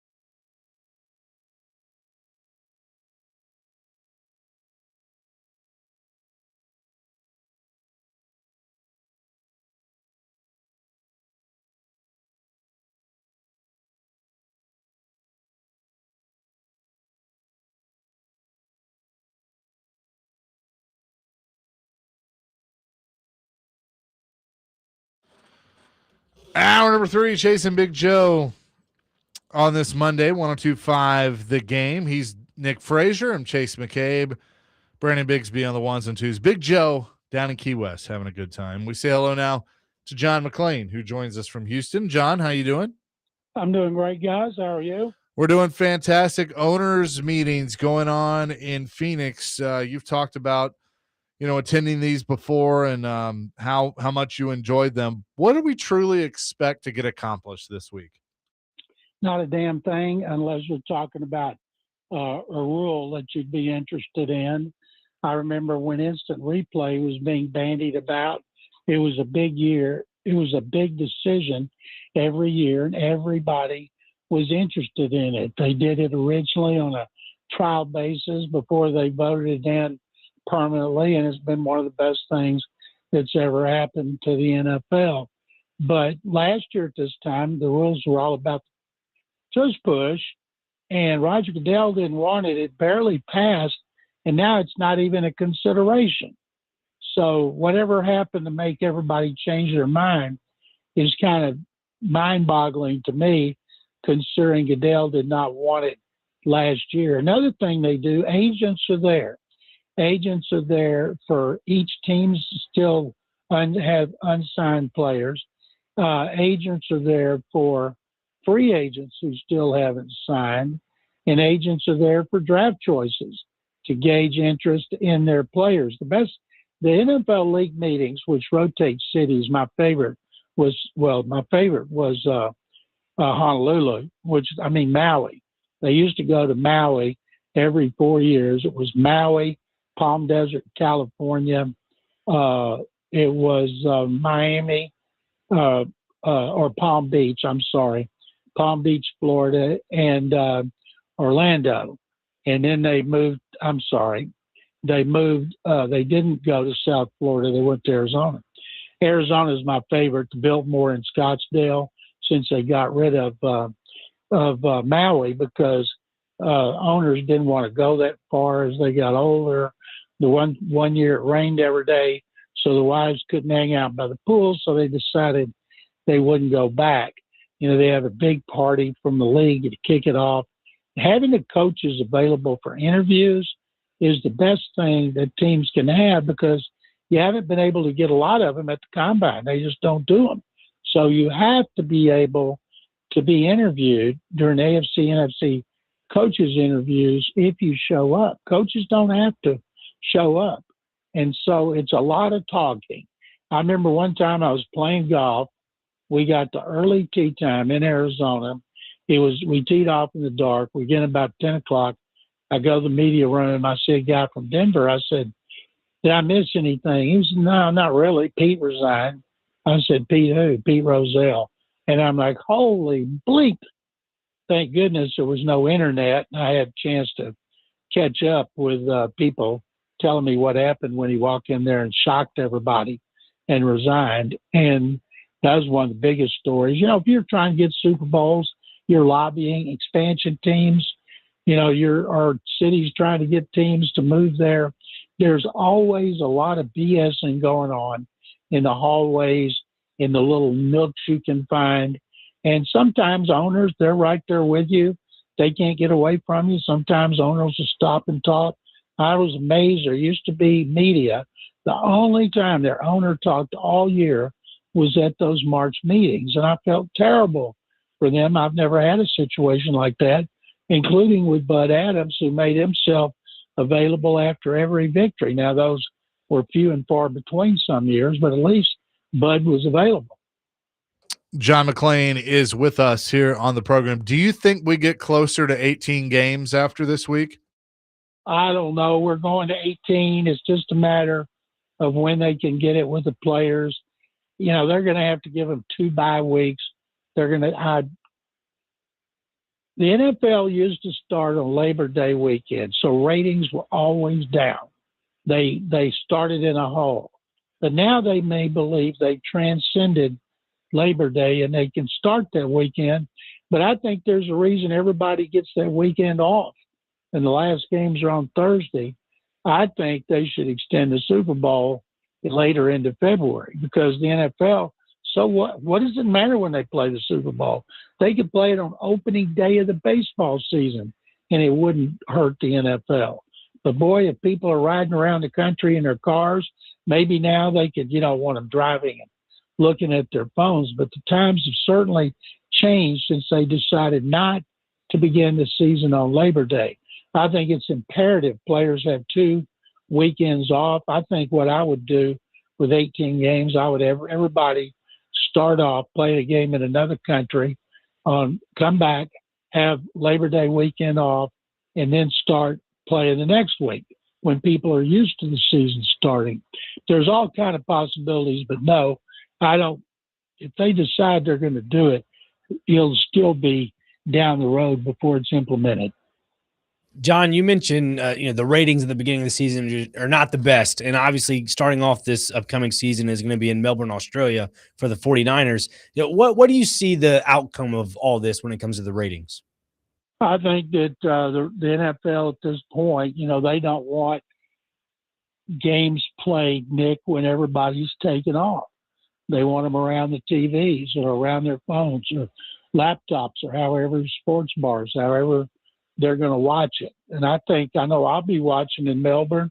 I want to know more about Melbourne and the Melbourne Ticket Club than I care about the teams. One of the reasons I watch them is because all the things that the networks put on about that city, about the stadium, the fans. I know all about the teams. And yeah, I'll pay attention to the games, but that's not what fascinates me. Yeah, and also too, we were talking about product here earlier about the NFL. Right now, the NFL Referees Association trying to negotiate some deals for potential raises. I mean, I don't think NFL fans want to see the product be terrible, but looking at the potential of having interim referees, I feel like that only hurts the league rather than helps it right now. Well, it does, and everybody's using the last one, the Hail Mary. That was one play out of every play that they had with the replacement officials. But everybody, goes to that one. I didn't realize the officials make they're offering them $350,000. I just read either they're being offered that or they already make it. And I'm trying to find out, where do I apply to become an NFL official? I'm looking at it right here, and in the Athletic says the NFL's offered a 6.45% yearly increase for officials who have been paid an average of $350,000 per season. And I'm thinking they're asking for a 10% raise. My goodness, sign me up. 6.45% more of 350. I'm in. Hey, forward that to me as well, John. I'll apply as well. Yeah, I think, but I'm getting the first job, Nick. You can get the second one. Sounds good. There you go. We'll have more with John McClain coming up next here on Chase and Big Joe on this Monday on 102.5 The Game.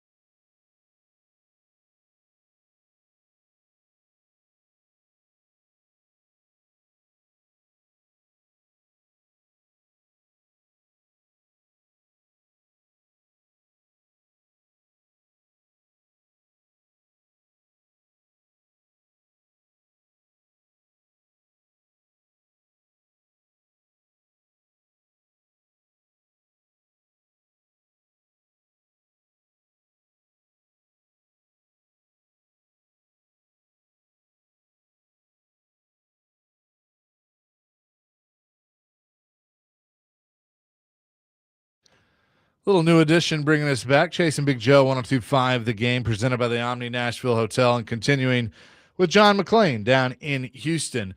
John, we had 10 new coaches hired this year, some, with their second or third opportunity, and some new hires, as we've talked to you, and obviously Robert Saleh is one of those here with the Titans. When you look at the 10, so Joe Brady with the Bills, Mike LaFleur with the Cardinals, Kevin Stefanski goes to the Falcons, Jesse Mentor to the Ravens, Todd Monken to the Browns, Clint Kubiak, who you know very well, to the Raiders, Jeff Hafley goes to the Dolphins, John Harbaugh to the Giants, Mike McCarthy to the Steelers, and then I mentioned Robert Saleh coming here to the Titans. Which of those do you feel has the best opportunity to have the best first year with their new team? Well, I'm going to say John Harbaugh because John is the most accomplished, a Super Bowl winner. His teams, ever since he's been head coach, have been a Super Bowl contender. They got another premium pick. They got a second-year quarterback they're high on. They got a great pass rush, and the division doesn't look particularly strong. I don't think anybody's going to be picking Philadelphia to go to the Super Bowl. I know they're not going to pick Dallas or Washington. So I would say a team poised to make a big leap. Worst to first, I would pick Detroit because it was almost freakish that they finished last. By the way, I was listening yesterday to a mock draft nationally and having the Titans taking a pass rusher, and one of the reasons was that Mike Begonzi came from the Chiefs. So does that mean automatically he's happy with a back in the 7th round?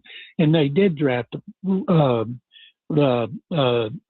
used Kareem Hunt, who's a kid from LSU before him that got hurt. Clyde Edwards-Helaire. Yeah, Edwards-Helaire.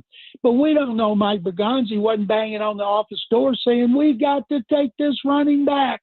Right. We don't know. He wasn't just agreeing with everything. And if they hadn't had Patrick Mahomes, one of the greatest quarterbacks in history, they wouldn't have put so little emphasis on the running back position. And now we're not saying Cam Ward's going to be Patrick Mahomes.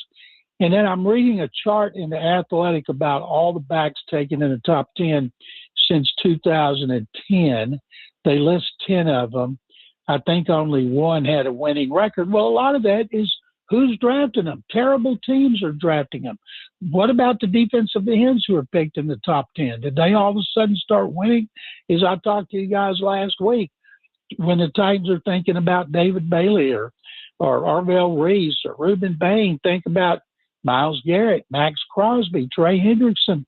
Those guys are great pass rushers. Only one of them's been in a Super Bowl and he lost, and that was Hendrickson. But to me, and they leave out stuff about running backs who've helped transform franchises when they're paired with a quarterback, like the Titans were, like the Oilers were with Earl Campbell and Dan Pastorini, and like we've seen the Titans multiple times with Tannehill and Derrick Henry. And so that's why I think that they will draft Jeremiah Love.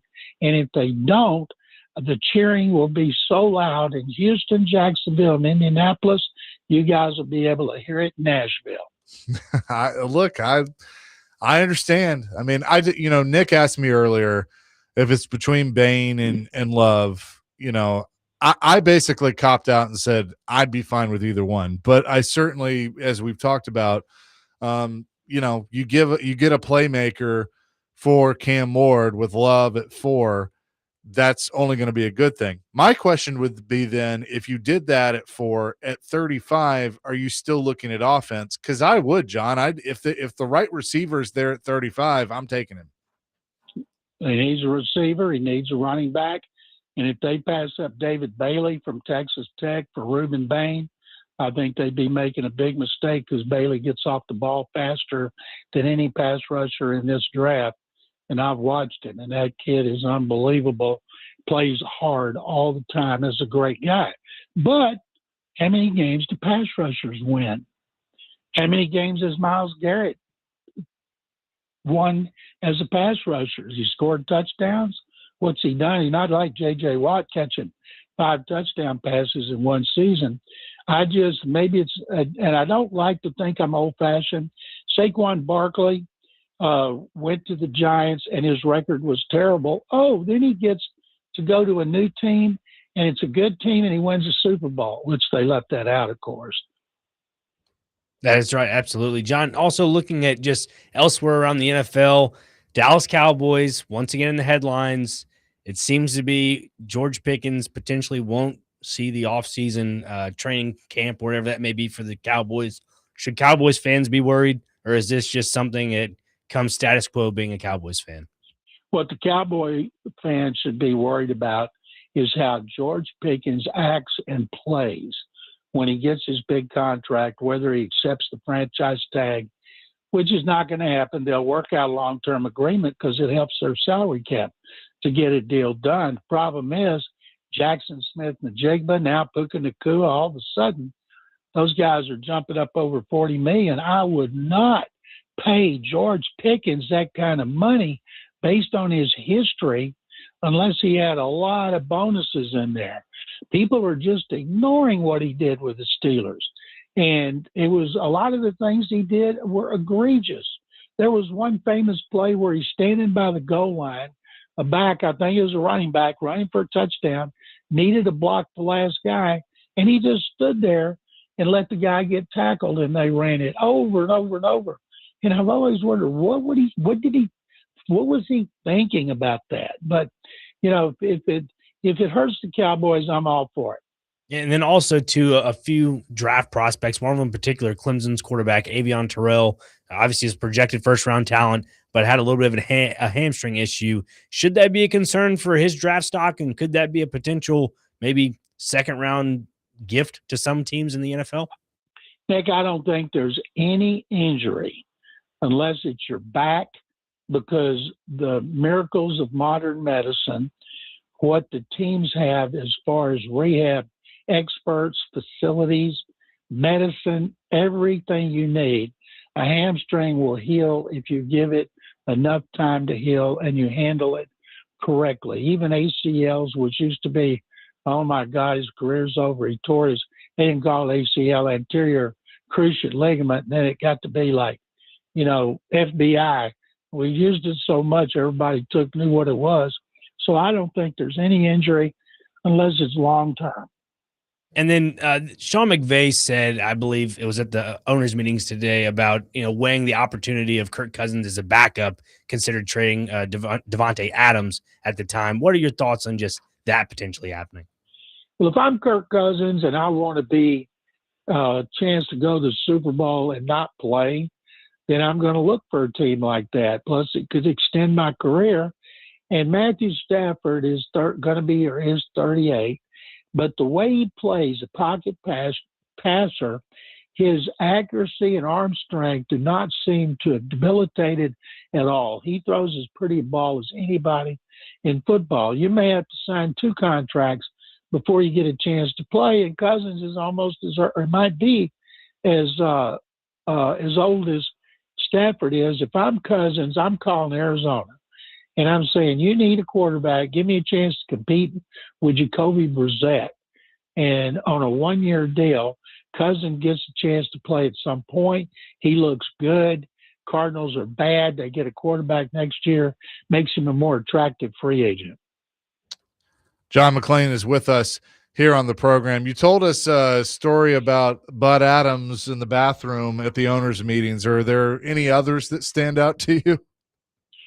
Boy, you caught me off guard because that. I know I should have given you a heads up. I'm sorry. That one was involving me. I'm sure I could think of a lot of them, but not straight off the top of my head like that. Did you, by the time the owners' meetings came around in, I guess, 95 or 96, when had word gotten out that he was moving the team? I started going, I think, to the owners' meetings in 85. And Bud had tried to get a new stadium. People here didn't take him seriously because when he threatened to move to Jacksonville, once the Astrodome was expanded by 7,500 seats, which they did, people raised all kind of hell about it because it was Bud. And then when Bud got on the finance committee And every deal an owner got from the city, whether it was a practice facility or a stadium, those things came by his desk, and he had the worst lease in the league. The Astros were his landlord. The Astros did a terrible job. They couldn't tailgate. The field was in terrible shape. So, he wanted a better lease, or he wanted a new stadium, and we started to get rumblings of it after the 93 season, when they went 12-4 and had the best defense in the NFL, coached by Buddy Ryan. You talk about bad timing. They went from 12-4 to 2-14, biggest one season drop in history at the time. But that's how they ended up getting Jeff Fisher, who turned out to be great for the organization. John, great stuff as always. We appreciate it. We'll talk to you next week. And by the way, I thought you were paying Nick $350. That must have been Joe. Yeah. That's why Joe's not here today. Something like that. Thanks, guys. Thank you, John. Appreciate it. John McClain joins us every Monday at 2:00. I pulled up the stick to the model, to do like a mock draft or whatever. Yeah. And it offered me some trades with the Titans. And I don't think any of these would ever happen, but they were intriguing enough that I kind of wanted to throw them by you. Okay. When we come back, because when I saw them, I'm like, interesting. And this is all post free agency too. We'll do that coming up next. Chasing Big Joe with Nick in for Big Joe today. 102.5 The Game.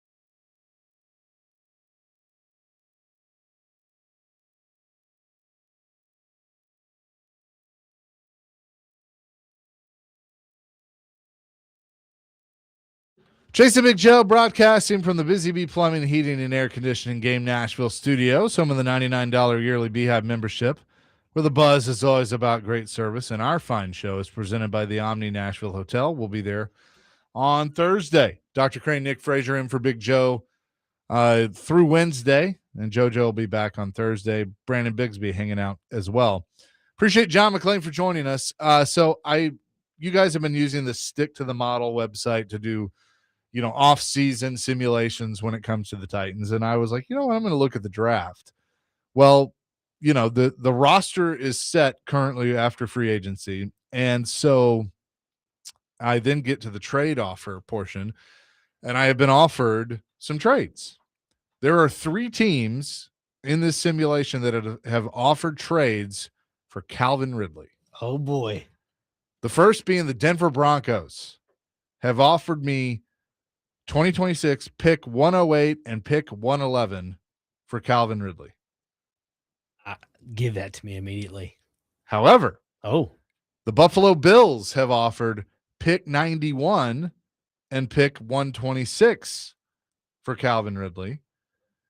And the Atlanta Falcons have offered pick 79 to send him back to Atlanta. So which one is more intriguing to you? That first one was what, the 8th overall and 11th overall, correct? Well, these are 108. So 108, my bad. Yeah. So pick 108, pick 111, that sends him to Denver. Pick 91, pick 126, sends him to Buffalo. Pick 79 sends him back to Atlanta. Give me Buffalo. I think Buffalo's the right move. I think I like that too. Because that keeps you within the top 100 for that first pick, and then you kind of get the last. I wouldn't say the last little scrummage of picks, but you're still inside the top 150 after that. All right, so we have added $15.5 million to the cap. Beautiful. And a couple of draft picks. The next trade that has been offered is the Cincinnati Bengals are offering cornerback DJ Turner for the 66th overall pick. I don't know if I can say yes to that. I'm going to say no. Yeah. I don't like that one. The Detroit Lions are offering pick 157 for running back Tony Pollard. All right. Now this is where it gets dicey, Chase. If you can offload Tony Pollard to a team that is willing to just say yes. What's 157, like the 5th round? I think 5th. Yeah, 5th, borderline 6th, right? Because I'd be okay with that. That's the 5th round. The reason why I say yes to that trade is because that then solidifies Jeremiah Love at 4. And then that says, we can offload Tony Pollard off the books, which is not a lot. And then I don't know what Detroit's thinking in that case, because they now have a 3-headed running back room, right? They have Jahmyr Gibbs. Well, they traded Montgomery. Yeah, traded Montgomery. Then it would be Tony Pollard and Gibbs. And there's another player I'm thinking of. Maybe. I'll look real quick. Yeah, I thought about countering with the 4th. They don't like that. I'll take it. Yeah, I think it's worth it. I'll take it. And then the last one, which I'm saying not no, but hell no to, but I'll see what you think. The Pittsburgh Steelers want pick 142 for cornerback Jalen Ramsey. No, thank you. Look, I love bringing him home. That'd be fun. Nah, I don't want him anywhere near this team. The poor guy transitioned. I'm not saying the poor guy. He's definitely a rich man. But you look at the way that he was playing in Pittsburgh, they kind of transitioned him into a safety role a little bit. Like he doesn't have the lateral movement anymore to play outside. I mean, that's just me. But they played him a lot more over the top than they did out left or right. Yeah. So I'm good. I'm good not doing that. When you send the fax over to Pittsburgh, if they still do faxes, Chase, make sure to put in red ink, hell to the no. Just make sure that's in there. So now free agency pops up. Obviously still need to address that guard situation. And so we'll see what they end up doing there. But I love this website. This is so much fun. It's fantastic because you get lost in the sauce. You're like, maybe I make this move. Maybe I do this move. And you're just like, no, let me just continue about my day. Like It is a tough thing to do because, like, if I have other stuff to do outside of, yard work or just elsewhere outside radio stuff, I'm like, golly, let's go stick to the model. And I just get stuck in here. It's a dark hole of just football. Now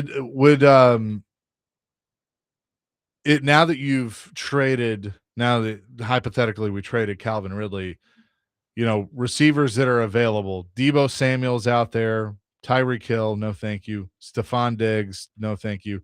Jawan Jennings, Keenan Allen, Gabe Davis, Ron. Oh no, wait, he passed away. Sorry.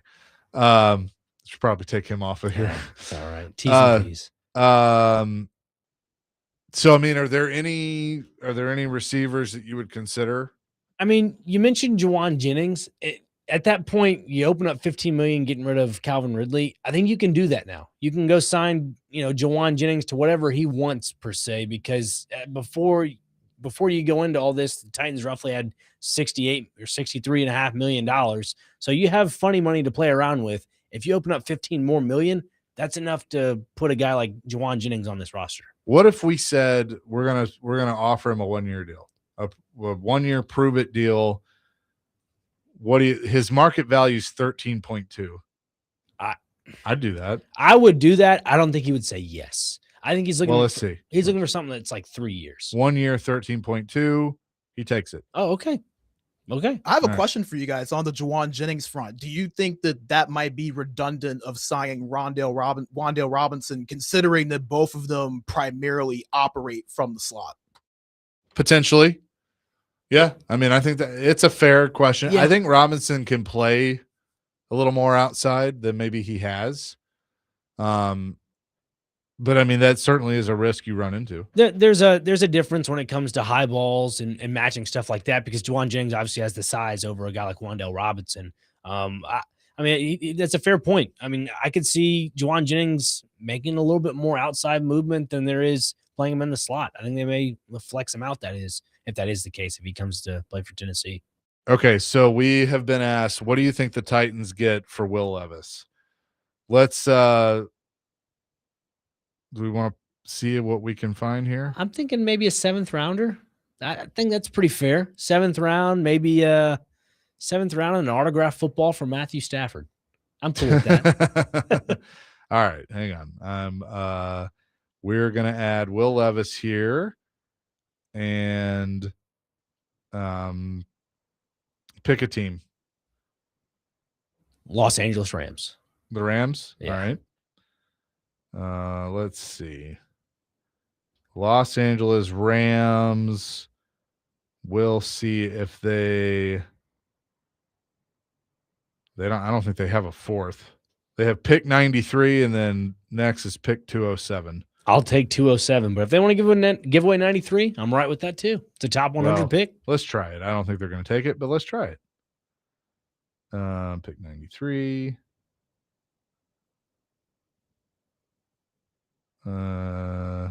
No, they don't like that. Yeah, give me 207. I'm all right with that. I was just asking for 3 more footballs Is there instead a of player? 1.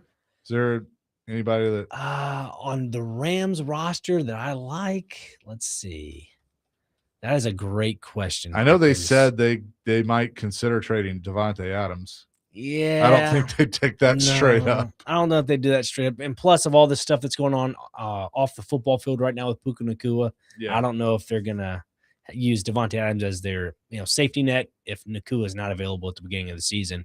I don't know. Looking at some players, because the reason why I mentioned the Rams and any trade value whatsoever, they don't like it. They don't like it for pick 207. I mean, do you guys just want them for free? We'll give them to you for free. I'm all right with that. I look at the Rams as Let's try 232. Yeah, maybe that works. The Rams, they draft so young, they don't want nothing. Well, you know what? Maybe the Rams. We're moving on from the Rams. Yeah, bye Rams. What if you attached a pick along with Will Levis for Devontae Adams? I'd be curious about that. If they're actually interested in exploring it, like let's say you attached 101 with Will Levis for Devontae Adams. How realistic could that be? Okay. All right. Will Levis and pick, what'd you say, 101? Yeah, 101, that 4th rounder. For Devontae? No, they don't like it. You know what I would do? How about this? If the Rams don't want to give away any picks, whatever, just give me David Quisenberry and you guys get Will Levis. That's a former Titan. That's a guy that knows, I'd say for the most part, Titans offense. He's an offensive tackle. You need a swing tackle in some aspects. I know they got the guy from the Chargers, the Austin Deculus guy from LA. So maybe you use that, but I think Quisenberry might be a good option. They like it. Okay, let's do it. Beautiful. Oh, wait. Yeah. Do we want to extend him? Nah, 1 year. I'm good Okay. with it. All right. They took it. So Beautiful. there you go. Will Levis for Quisenberry. You're welcome, Titans fans. You're welcome. Just trying to solve the world's problems all one step at a time.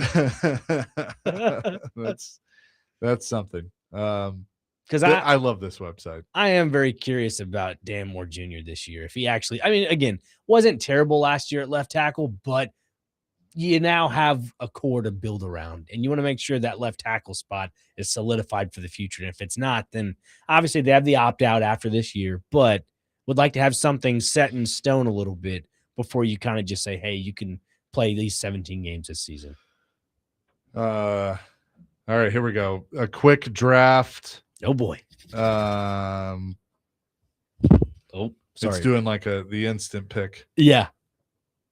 So we went Jeremiah Love. Beautiful. At 4th overall. Beautiful. So, and Borgonzi's listening right now. He's thinking, all right, we're gonna get Jeremiah Smith in 27. We'll get this all situated. I'm telling you, I'm all about this Jeremiah Smith train. I've been preaching this. Yeah, you are. And since December. People agreed with you. We're doing this. Jeremiah Love and Jeremiah Smith. We're gonna bring Jeremiah's to Nashville. Yeah. So there you go. Coming up next, we'll tell you what day it is and celebrity birthdays. It's Chasing Big Joe with Dr. Crane and Brandon Bigsby in on 102.5 The Game.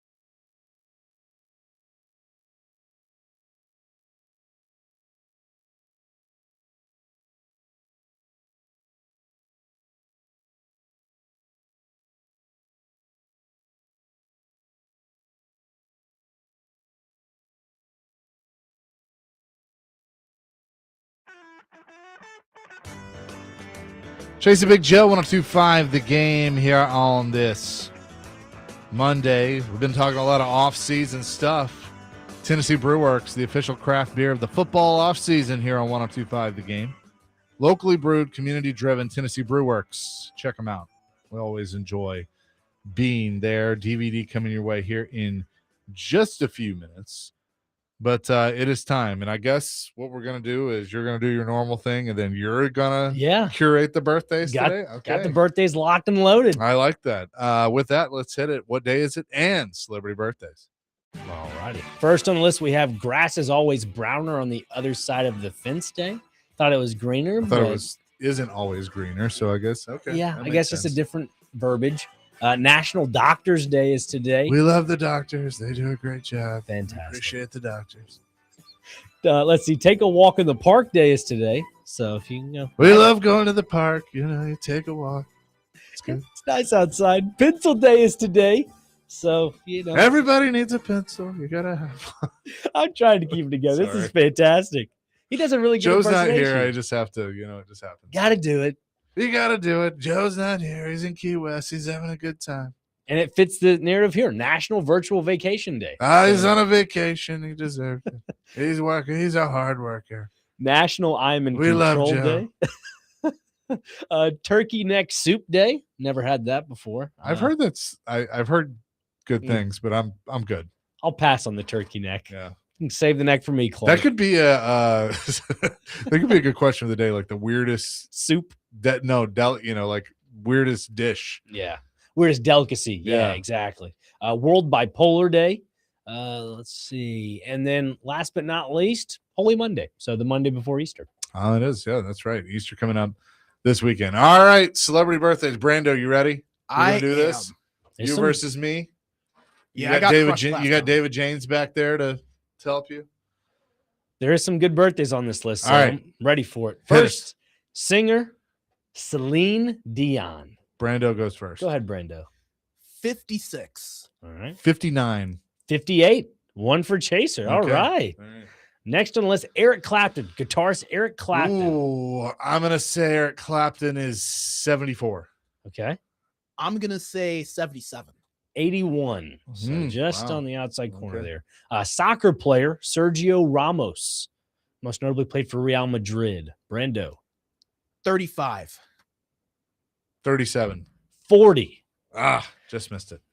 Next is actor Paul Reiser. He was in Stranger Things. Friend of the show? Yes, you're right. Mad About You? Yes, indeed. 62. 65. 69. Nice. You guys are in the ballpark. Mike and Molly. Next one coming up. Katie Mixon. Okay. How old is Katie Mixon, Brando? 58. Okay. 55. 45. All right. Let's see. Journalist Pierce Morgan. How old is Pierce Morgan, Chase? 63. 77. 61. Chase is 2 up. All right. 2-0 Chase McCabe. Next on the list is Jordan Davis, country music artist and singer. How old is Jordan Davis, Brando? 35. 37. 38. Chase is starting to get one by one here, wheeling away. The outside 3-0. corner. Another country music artist, Justin Moore. How old is Justin Moore today, Chase McCabe? 41. 47. 42. Okay, Chase McCabe on the outside corner. And baseball reference here. Your favorite pitcher of right now, that is for the Braves, Chris Sale. How old is Chris Sale today, Brando? 34. 38. 37. He's feeling it, ladies and gentlemen. It's 5-0. Sticking with baseball, funny enough, Alex Bregman, third baseman for the Chicago Cubs, first year at Wrigley Field for him. How old is Alex Bregman? 33. 32. 32. All right, Brando's on the board. Nice. 5-2. And then the last birthday I have here for sports, that is, Richard Sherman, known for his LOB Legion of Boom in Seattle. How old is Richard Don't Sherman? you ever talk about me. Is it me or It's you. I'm going to say Sherm 41. Okay. 37. 38. Brando. Oh, wow. All right. So we have 5-3. Let me scrap together some more birthdays real fast. All right, here we go. Jason Doring. He is a TV actor. Was born in Toledo, Ohio. Before his fame, he made his acting debut in 1994's television movie Someone She Knows. So yeah, he is most remembered for his role as Logan Eccles in the popular TV show Veronica Mars. Brando? 54. 53. 44. Hmm. So we're getting there. Let's see here. Oh, here we go. Comedian Pete Holmes from Lexington, Massachusetts. Stand-up comedian. 58. 52. 47. All right, I got a few more here. So let's see. It's pretty close. Brando is right behind Chase McCabe here. It's 5-3. Let's go 2 more here. Soccer player Jota Felipe. He was born in Lisbon, Portugal. Who? Exactly. I don't even know who this guy is. Plays for Celtic FC and Benfica. Is it me? It is you. 37. 31. 27. Yeah. Okay. And well, then, that's it. I was saying, to wrap it up, we could go one more. Movie actress Gideon Adlon. She is known for, Who? I guess she's in the American Crime, When We Rise, in a 2019 Netflix docuseries called The Society. Brandon? Brando. Who? Exactly. I don't know. 80. 59. 29. Okay. So there you Chase McCabe Yep. wins today. There you go. That is going to do it for us here today. As Big Joe always says, unitycares.com. We want you to talk to somebody. If you're feeling down, we're coming off the weekend. It's Monday. You got another week ahead, but we want you here. That is the most important thing. So reach out, go to unitycares.com/Big Joe, and they can help you, or you can always reach out to all of us because we need you here. We want you here, and we love you. And as he always says, God loves you as well. Peace, love, rock and roll. That is going to do it for us. DVD is coming your way next here on 102.5 The Game.